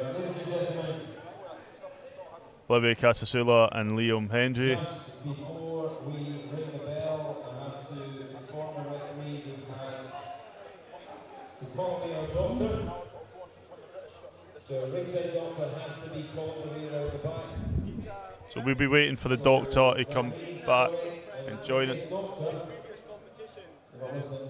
Ringside doctor has to be called away. We therefore have to. We can't ring the bell. We can't ring the bell. We can't start the contest.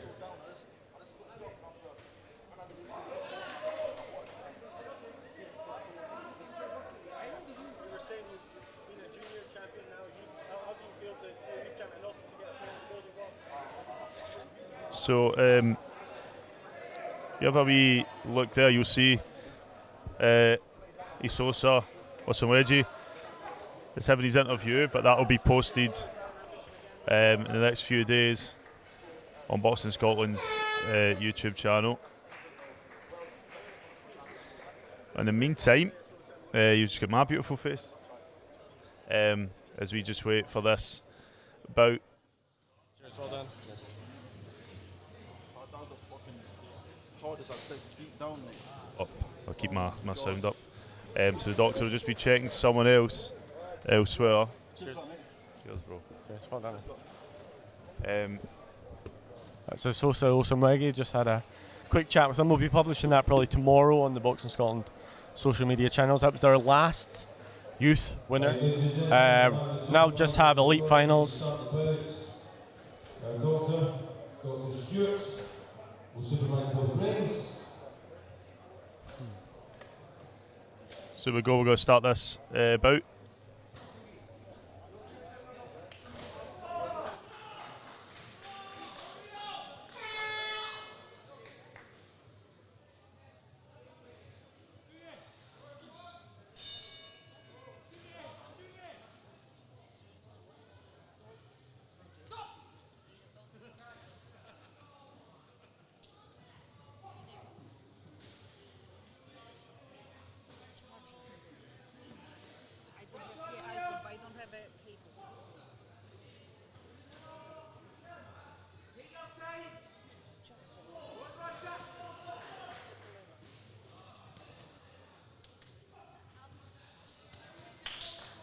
So we're finally underway. Yeah.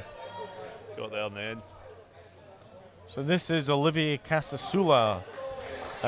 He's boxing Liam Henry from D Unit. Olivier from Renfrewshire. We saw Olivier last year in our finals. He was the silver medalist in this category, the 75 kilogram middleweight category. Lost out to Elgin's Aaron Devine, hoping to go one better. Remember him last year. He was very interesting interview actually afterwards. Talked about he wanted to be the best in the world. He wasn't shy, and he wanted to box for Scotland. Well, he's done that since. He's boxed a couple of times in the Scottish Vest. He's had some victories against the British Army boxing team, so I'm sure that's something he's wanting to continue moving on to keep getting the opportunity to represent Scotland. But today he's boxing Liam Henry for the chance to box Mark Johnston in next month's middleweight final. He does a great Conor McGregor impression. Oh yeah, I remember you saying last year he's quite big on TikTok and the other channels. Well, his coach Graham posts a lot on TikTok. Right. But he's recorded. I think I remember saying last year I don't have to. I still don't have TikTok. You have to show it. Oh, you don't have it. I think it's getting banned, isn't it? Well, I've been watching what's going on. It's because I don't really think as much TikTok does that every other app doesn't it? Anyway, it's just but it's definitely an app that's kicked off in the last few years. There's a few boxers using it to build up their profiles. Yeah. Great left hook there from Olivier. We saw last year Olivier's power. He won his semi-final, if I believe, on a body shot. Body snatcher. A stoppage, yeah. So he's got power. Just in terms of the streams, you maybe said this already, Jamie. Ring number 2, we have elite contests in there now. So it's Josh Husband's Glasgow City versus Albert Anthony from Priestfield. That is a 80 kilogram semi-final. The winner will go forward to box Mohamed Zakaria of Clovenstone in the final next month. And he's here. He's here watching. I didn't see where. Yeah, he was here for the photography this morning. So. Oh yeah. I'm sure he'll be watching this one closely. I can see Mark Johnson in the crowd there watching on this bout. So we just have 2 bouts after those. These ones are finished in each ring. So probably got about 40 minutes of boxing left, so not too bad. We'll be finished reasonable time. And then we'll have just one more event of the year, which is our showpiece event, the Elite Golden Gloves Finals, Saturday 15th of April in the big hall at Ravenscraig in Motherwell. What a night that's going to be. Yeah. The glitz and the glam. No, looking forward to that. We do have one other event we're hosting this year, which is the GB Junior and Youth Championships. I believe that's going to be on the 3rd and 4th of June here at Ravenscraig. So that'll be a busy one. That's the biggest British one in terms of numbers of boxers. So that'll be over 2 rings, I believe. Be a busy weekend. We're looking forward to that one as well.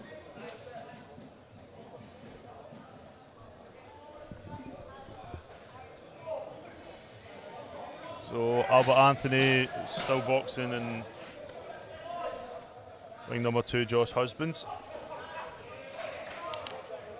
We got the round number 2 of Olivier Casasula and Liam Henry.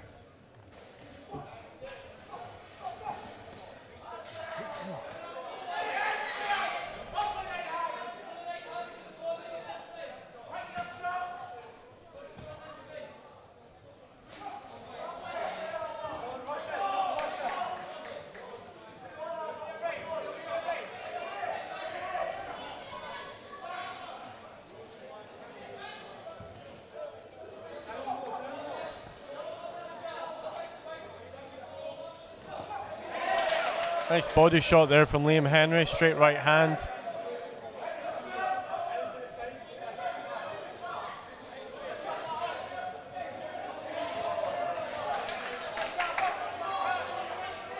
We're going to try and bring the winners down from ring 2 for an interview live on the stream as well, the other elite winners. So we will try and catch the winner of that contest, Josh Husbands, Albert Anthony.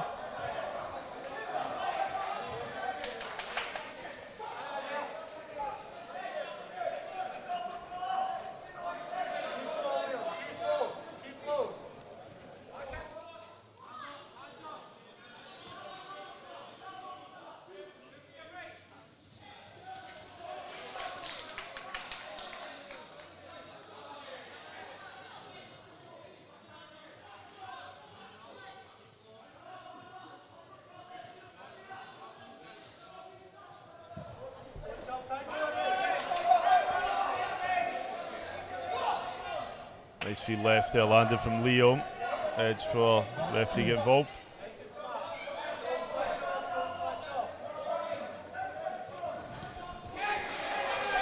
Nice work there again from Leo. Nice response from Olivier.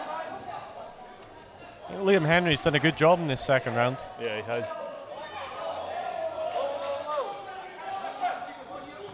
So I thought Olivier started it quite well, but Liam Henry's really come into it.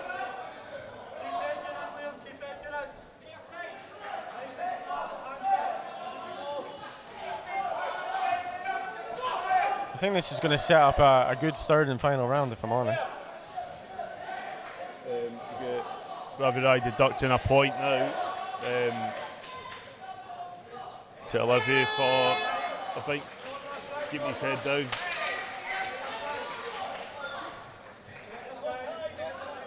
So that'll make things difficult for Olivier, and he really needs to step up now.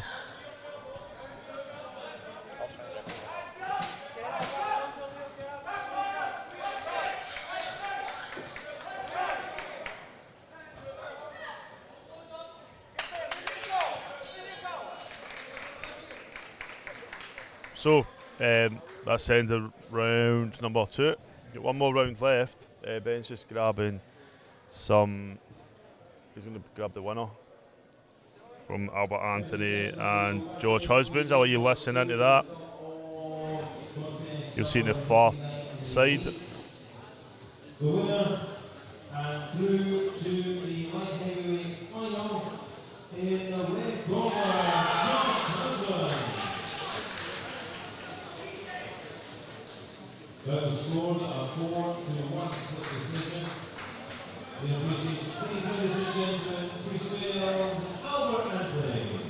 So unfortunately for Albert Anthony, Josh Husbands picks up the win there. So we go with round number 3.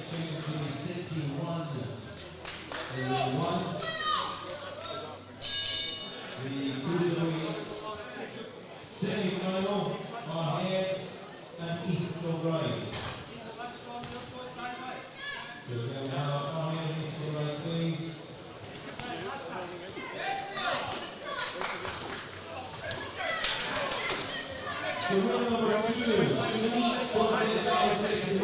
So for those of you that are just joining us, we have swapped up some of the bouts. So ring number 2 will now be Paul Greville and Kaveh Azizi, and then it will be Mohammed Borma and Stephen Saunders. In this ring number 1, we've currently got Liam Henry and Olivier Casasula, and then it'll be David Nelson and Jack Swanee, and then Ronald Devlin and Izzy Evanolua.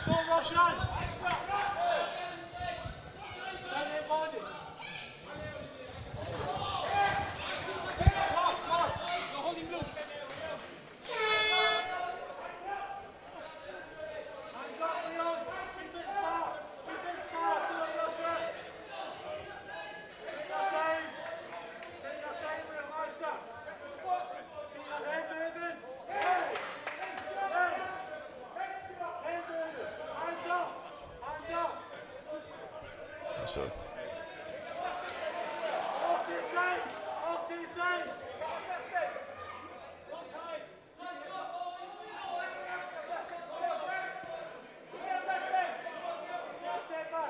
Ravenscraig known for enforcing the rules, and he expects boxers at this level to know them. I hit the likes. Also, check out JATV Live on YouTube as well.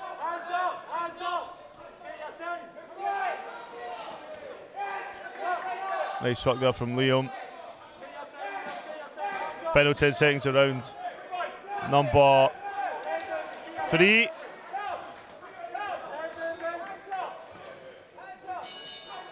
That's it.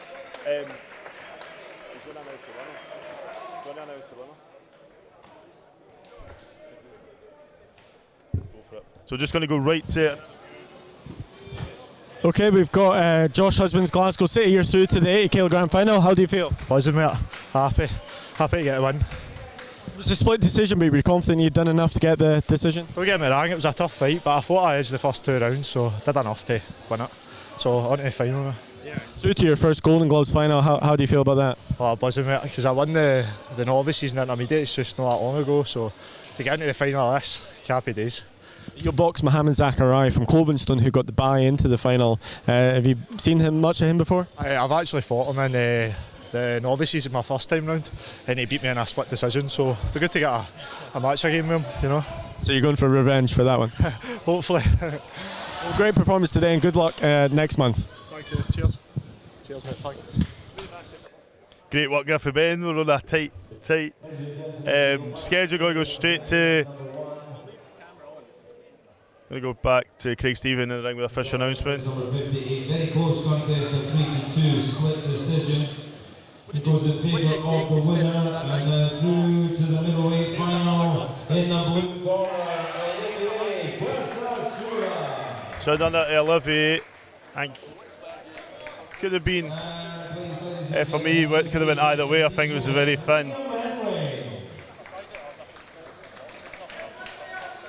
decision. Next up in this ring will be David Nelson, Jack Swanee, Paul Gravo and Kavi Azizi has just kicked off in ring 2.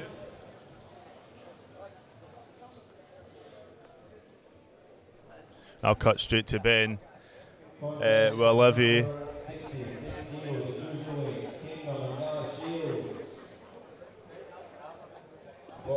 Olivier Casasula, you're into your second straight elite final. How do you feel? I feel good. It's good to finally get back out there again after a few months of like inactivity. So I'm happy to get back, and that was a good warm-up fight for the final. Yeah.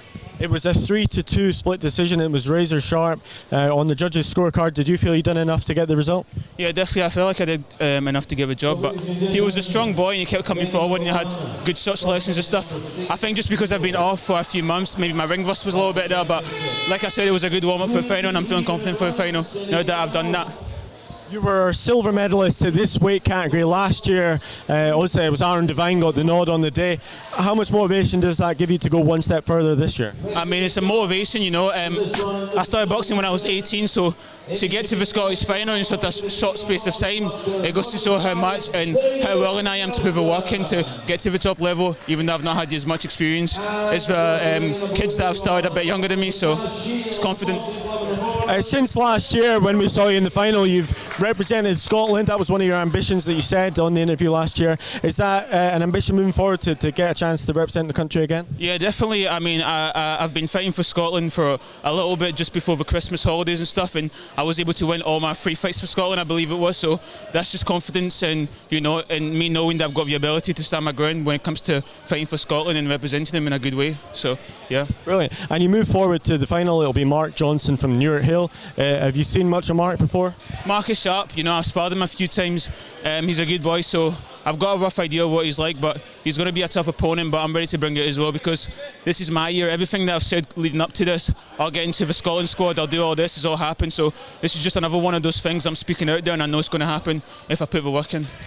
Well, great job today, Olivier, and we look forward to seeing you next month. Yeah, appreciate it. Thank you. So you kicked off round number 1.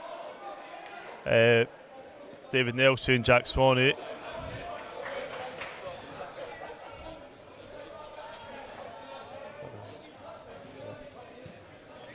Ben's been busy. Rushed off your feet today.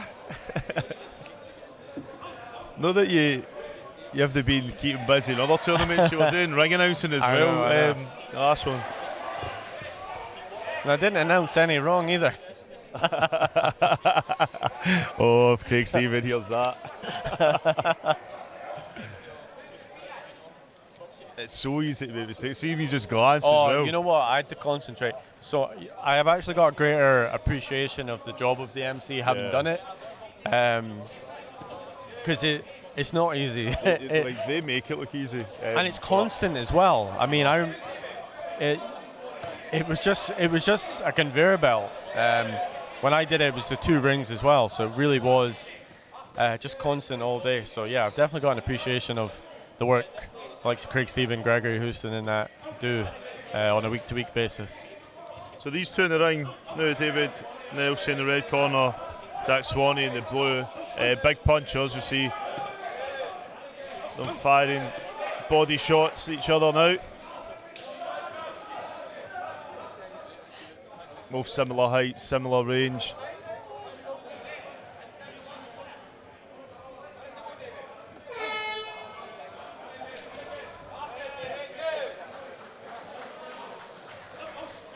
So how's this one gone so far? I think both of them are quite similar styles, but there's to be tit for tat back and forward here and there. David doing well with his guard.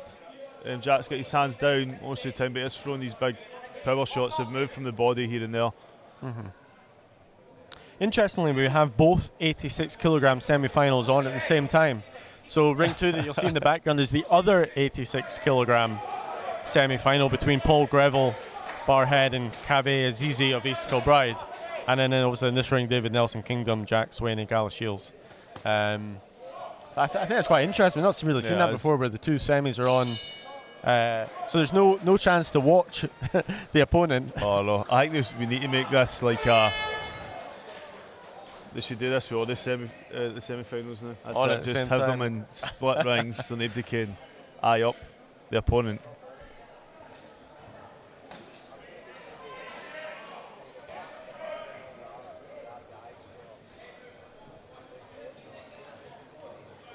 So we've not got much left. I think we've got one more bout in this. One more bout in each ring. Yes, after this we'll finish with Ronald Devlin, the reigning 86 kilogram champion. So he's the reigning champion of this weight category. He's moved up to 92 kilograms, the lock-in boxer. he will box Israel Erinalua, the Glasgow Boxing Academy King of the... What was the title again? The King of Glasgow. King of Glasgow. Well, So- now he's going to... They'll box the winners of the last bout. So if it is Glasgow City, Yeah. they get through, then it's going to be... Yeah, a derby. one more in ring number 2 as well, which is Mohamed Abdullah Borma, Glasgow City versus Stephen Saunders of Alloa. So we're in our penultimate contest of the day in each ring currently. Then we move up to the heavyweights. The super heavyweight final has already been determined. We had the semi-finals last week for the super heavies, so we will see Nathan Tarr of Barhead versus Ayman Amish from Granite City in Aberdeen. That'll be a good one. Nathan's been asking if he can see the belt. It was only a prototype, so yeah. So I saw Nathan earlier. He was here for his photography as well, so I saw him. I saw him in the cafe actually, but I guess big lad, he doesn't have to watch his weight too much. Yeah. Although 92 plus, he doesn't have to watch his weight at all. He can weigh in anything he wants. That must be a relief. I know. Nice work there from Jack in the red. Using that ring space well, making his opponent miss. He's hitting David on the gloves.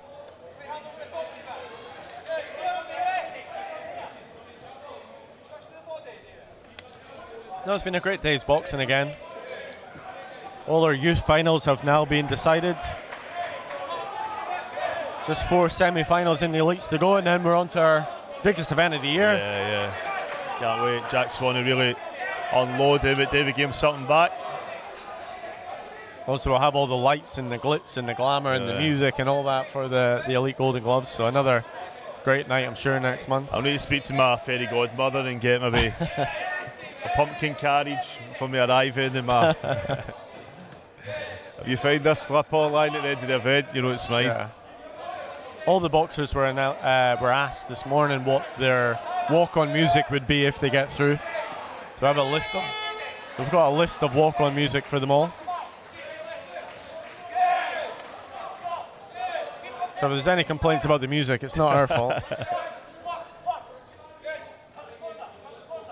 I didn't realise that last Saturday the Scottish boxers picked their music as well against Ireland. So the walk-on music was picked by them.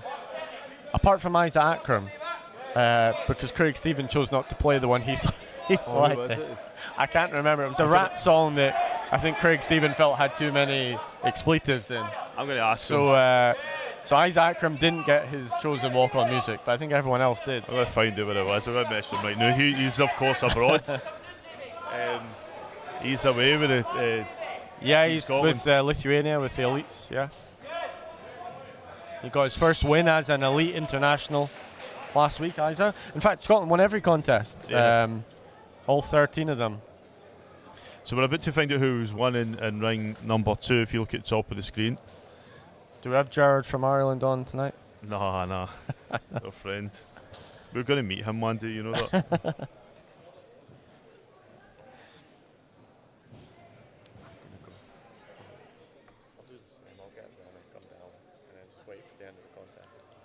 Should I wait till the end of the contest? Yeah. No, I think just go for it. But you could do it just before the announcer won.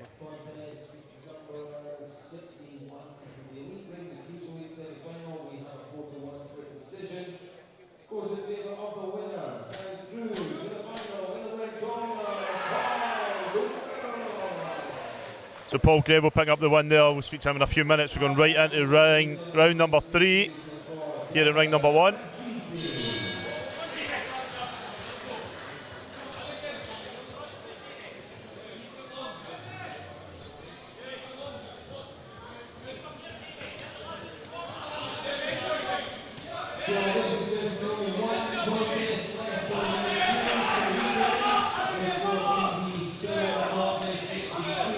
Jack Swanee, very capable boxer. He's really putting the pressure up now.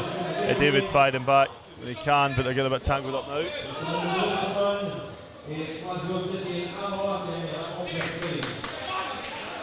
So, ring number 2, Glasgow City and Alloa, just starting Mohamed Borma and Stephen Saunders. And the winner will play, the winner will box, play. out of the box, the winner of our next contest, Ronald Devlin and Izzy Erinoluwa.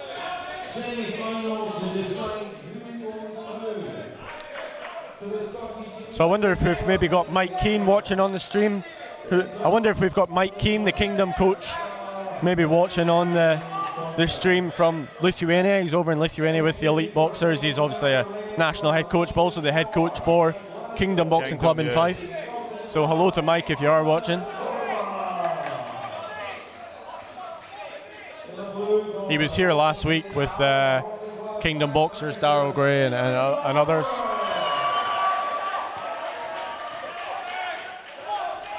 Got some blood there coming from David. We've got the referee just going to check. That's got a wee wink for Jack Swanee.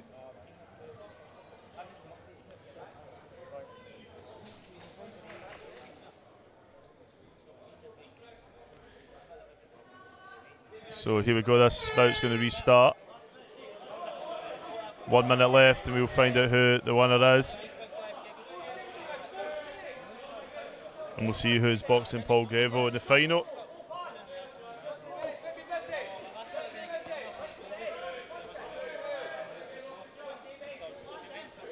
Nice work again from Jack in the blue corner.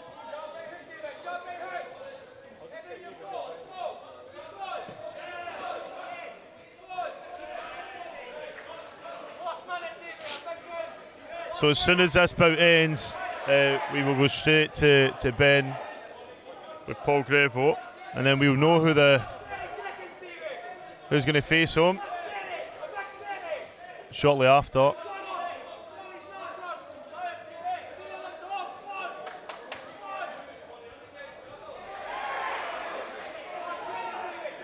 It's really kicking off in round 2. You'll see at the top of the screen as well.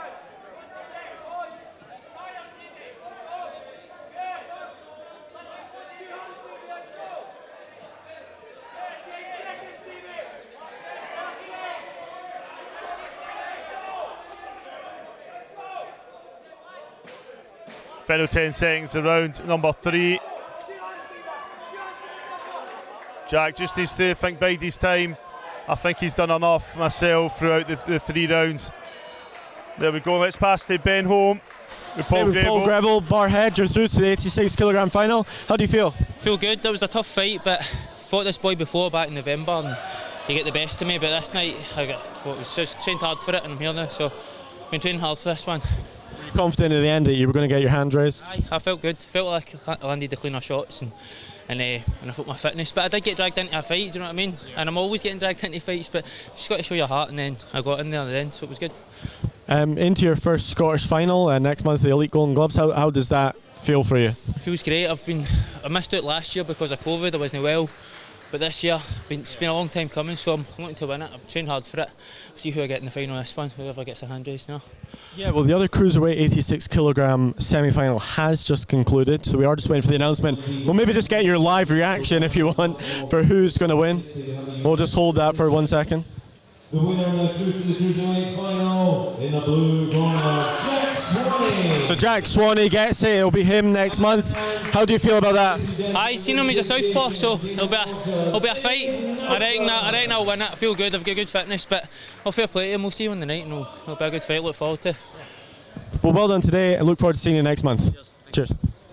So we will get Jack Swanee over.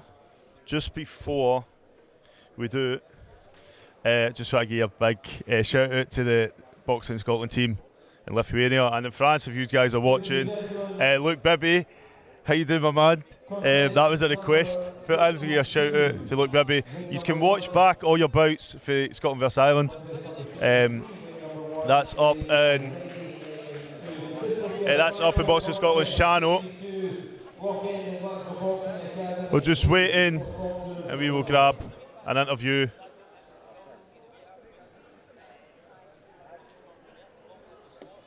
With Jack Swanee, and we'll just find out who the winner is in ring number 2 as well. You can see that on the far side of the screen.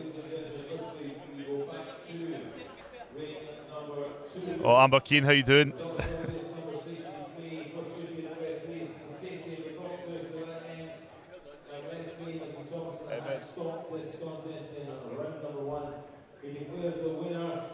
through to the final in the red corner.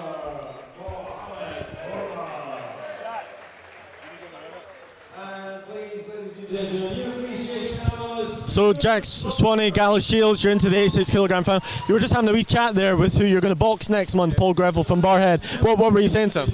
Just saying it'll be a good fight. We're both good styles, both good volume in our punches, and it'll be a good fight. Aye, I've seen him fight before. He's a good boy. Good boy. Aye.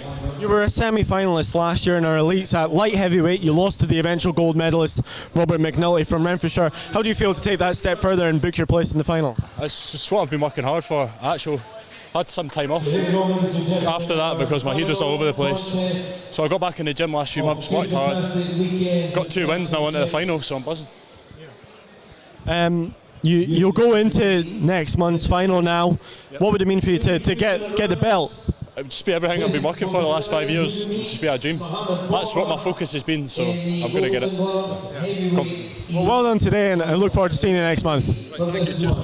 This final assignment, 3-star referee, Mr. George Brown.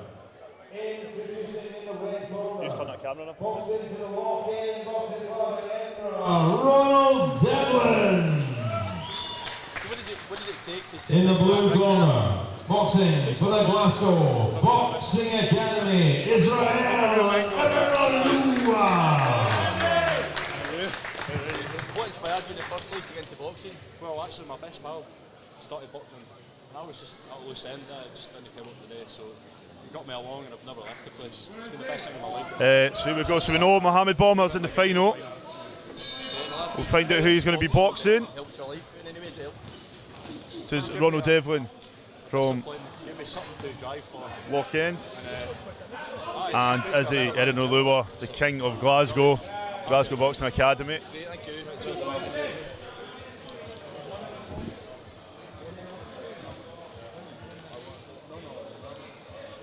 I remember I always tell the story. 2019, the first time I met Ronald, he was boxing in Loch East show. Wee bit of an unfair decision, and then the next day he was boxing in Rob Roy's show, so he was just boxing back to back.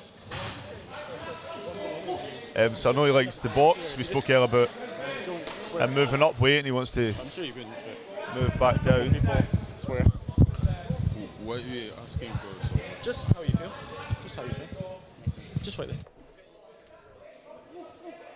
So the bench is setting up with Mohamed Bomber. We'll get him in for an interview. Maybe between the rounds. We'll have it between the rounds. Right now, very good match-up with these two. We've watched Izzy work his way through these competitions. But Ronald is an elite finalist for last year. I'm sure he was the elite winner. Last year's a bit of a bluff for me.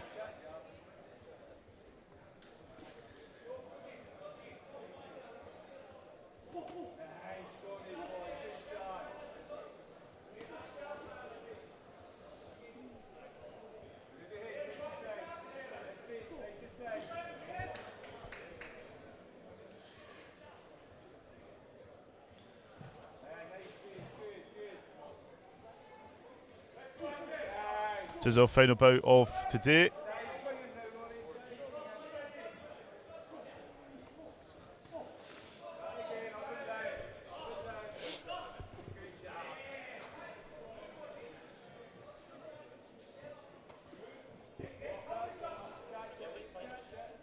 Ben Monroe, how you doing? Thanks for the compliments. I think I like this ring view better. I've switched the cameras around so we can see both rounds. We're just preparing for the elite finals on the 15th of April, where we're going to bring you an absolute belter, a camera quality.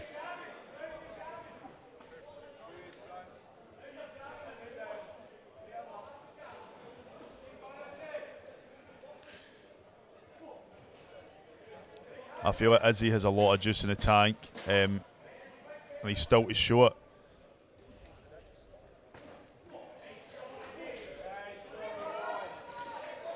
Nice work there as we're just approaching the bell, and here's Ben Holme, Mohamed Bomber. We're here with Mohamed Abdullah Bourma, Glasgow City. You've booked your place in the 92 kilogram final. How do you feel?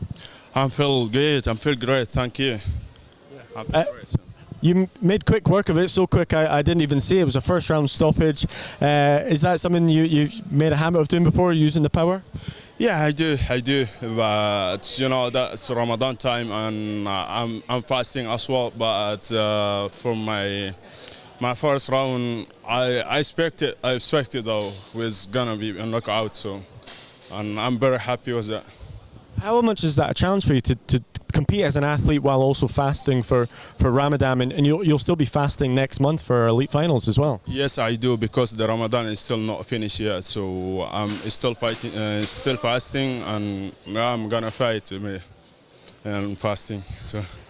We don't know who you're going to box yet. That contest is going on just now. Do you have a preference for who you might box in the final? I don't have preference. So anyone as I'm gonna fight, anyone winner, I'm gonna meet him and I'm gonna fight him. Yeah. Well, great job today, and we look forward to seeing you next month in the finals. Thank you so much for coming. And see you. Thank you. Thank you. Yes. To go back in for round number 2 to find out who Mohammed will be facing.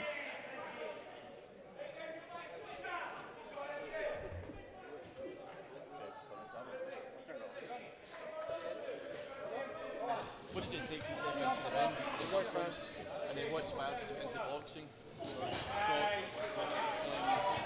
So what inspired you to get into So boxing? Mohammed is fasting for Ramadan. Yeah, no, he was just saying that. He just started the fast, I think, 3 days ago. This is day 3, and the worst there is that the clock's changing night, so he's going to be fasting an extra hour. Oh no! So same amount of time, but it's going to be later in the day. And he said that fast will go until the 23rd of April. So our elite finals is the 15th, so he will be fasting. But he did say because it's night time, it won't be such a big issue. Yeah. As today, which is daytime. So. The thing is as well, like, I mean, I know. If you're travelling or boxing or competing, I mean, there is allowances that you can add on. Right. So what does it take to... One of my mates on the second day, in fact the first night when he broke his fast, he got asked to box O'Hara Davis the next day, and he accepted it. Oh wow. Ahmed Moever, he went down south to box O'Hara Davis after he had a few pullouts. Right. So this has been a cracking bout. Yeah, so we have Ronald Devlin, who is our reigning 86 kilogram elite champion. He's moved up to 92 kilogram from Lochend. In the red, Israel Ernilua, Glasgow Boxing Academy in the blue. No, obviously they're going to box Mohammed Abdullah Bourma. I'll need to watch that back. I didn't see it all. It was over before it started. Yeah. I just saw him coming up. It was like, I didn't know that it was over. Jim Smith had to tell me it was first round stoppage. So. And I think the Glasgow Boxing Academy, I was speaking to them the other day about how it could be a Glasgow derby again.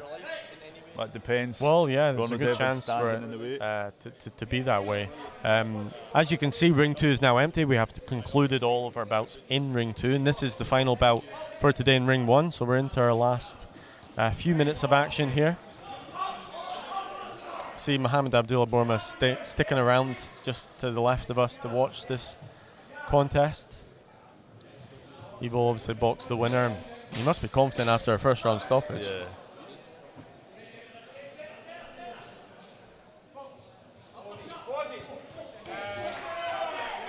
I know Israel has moved up and down weight depending on whether or not there's been anybody in these categories. I know he's at times he's had to change,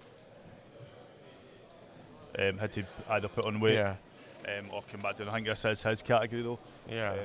Well, Ronald, he said to me this morning at the weigh-in, he really is an 86 kilogram boxer, and he said actually he plans to go back to 86 kilogram for the Lochend home show, I believe. So he's up at 92. I mean, just speaking to Mohammed, he is a big physical presence. Yeah.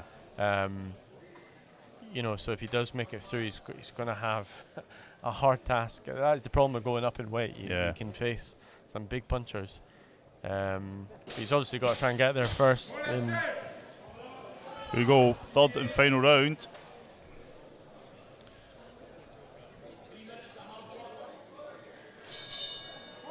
Izzy Erin Olua from Glasgow Box Academy, Ronald Devlin from Lochend. Do you have any idea who might be edging it as we head into our third and final round? So because I know both of them, I like both of them, I've been switching who I've been watching at the time. I think each of them have wee pockets. I think Izzy was, for me, he's been holding back slightly, maybe just to make sure he's keeping that stamina till round 3, which we're in now. But you need to box smart when you're boxing, Ronald. Yeah. I said earlier, but when I did see him 2019 when he was boxing the Lockheed show, and then the next day he was boxing in the Rob Roy show, he was... Yeah, well, he showed his quality last year at Cruiserweight, obviously, to win that title. We gave a shout out to Luke Bibby. I spoke to Issa Akram. I asked him what song it was. Right. Just so I'd know. And then he asked me to give a shout out to Luke Bibby. They're watching. They're watching live, right? Yep. So Mike Keane probably did watch that. That David Nelson, Jack Sweeney contest. Well, we've got a few comments coming in. So Amber Keane said just back from France. So that's probably. Also got Ben Monroe, who's watching from Thailand. Said he stayed up late.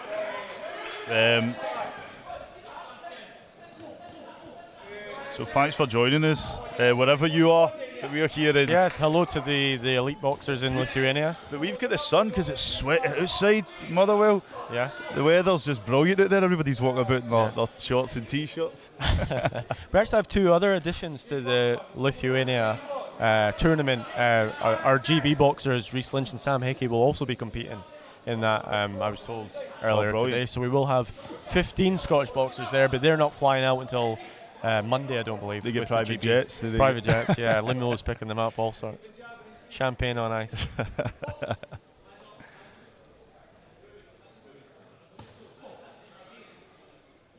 So we will have a couple of other Scottish boxers, obviously, we'll be watching out for at that tournament.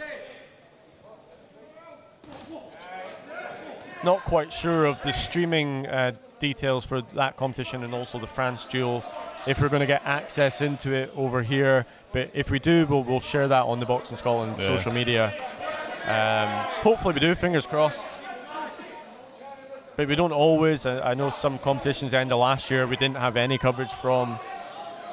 Just had Stephen Simmons sending me results from wherever they were, Serbia or something. So not ideal when that happens, but last 10 settings. The worst one was there was a competition. Ronald really going for it. Oh, great finish, great finish. And as he repaid the favour, well, I don't think I could call it. Possibly Ronald busier, but I think as he was boxing smarter. Yeah, well, I'll go get ready to catch whoever does get their hand raised. The winner is for our final competition of today.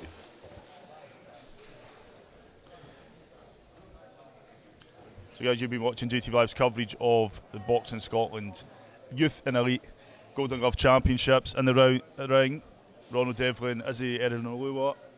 We'll pass to Craig Stephen, the official announcement. Ladies and gentlemen, we go back into the ring for the very final time for this weekend.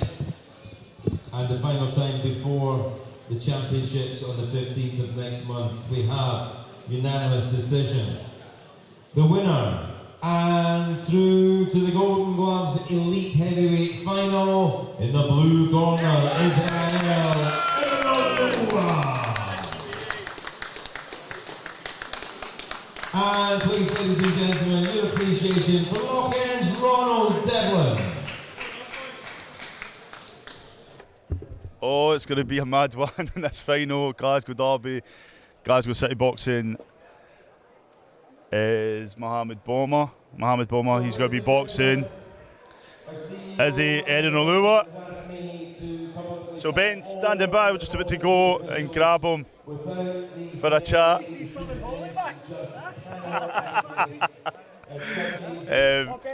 So let's pass to.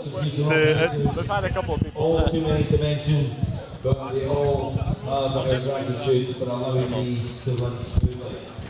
Thank you, ladies and gentlemen, for coming out and supporting us. Okay. We've got Israel Erinolua. You've booked your place in the heavyweight final. How do you feel? I feel good. Thank you very much. I feel good. Were you confident there at the end that you were going to get your hand raised? Yes, I was. I was a bit sloppy at times, but I still knew I did the work, and I knew I was going to get it. You go through to our you'll go through to our elite final, a chance to win gold medal and obviously the blue belt. Is that an added motivation for you to become Scottish champion? Yes, of course, a lot. I would love to do that, and I would like to thank my coaches, Gary and Barrett, for getting me through this. You have to, because they've asked you 10 times behind the camera. You will box Mohamed Abdullah Bourma from Glasgow City, who scored a very impressive first round stoppage in the other ring. Have you seen much of him before? Yes, I have. Yeah, very hard puncher, so I have to be careful with that. Yeah, it'll be an old Glasgow battle. I've been told you're the king of Glasgow, so that title will be on the line, will it? Yeah, definitely. We'll have to see how it goes. Yeah. Well, great job today, and we look forward to seeing you next month in the final. Thank you very much.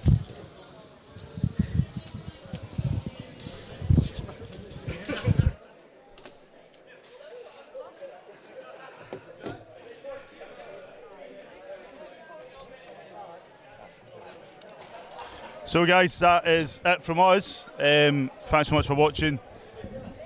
All the interviews with the youths will be up in the next few days. Yeah, hopefully tomorrow Ben's we'll got a publish party. them. He's got a party tomorrow. Yeah, son's birthday party. 8-year-old birthday party.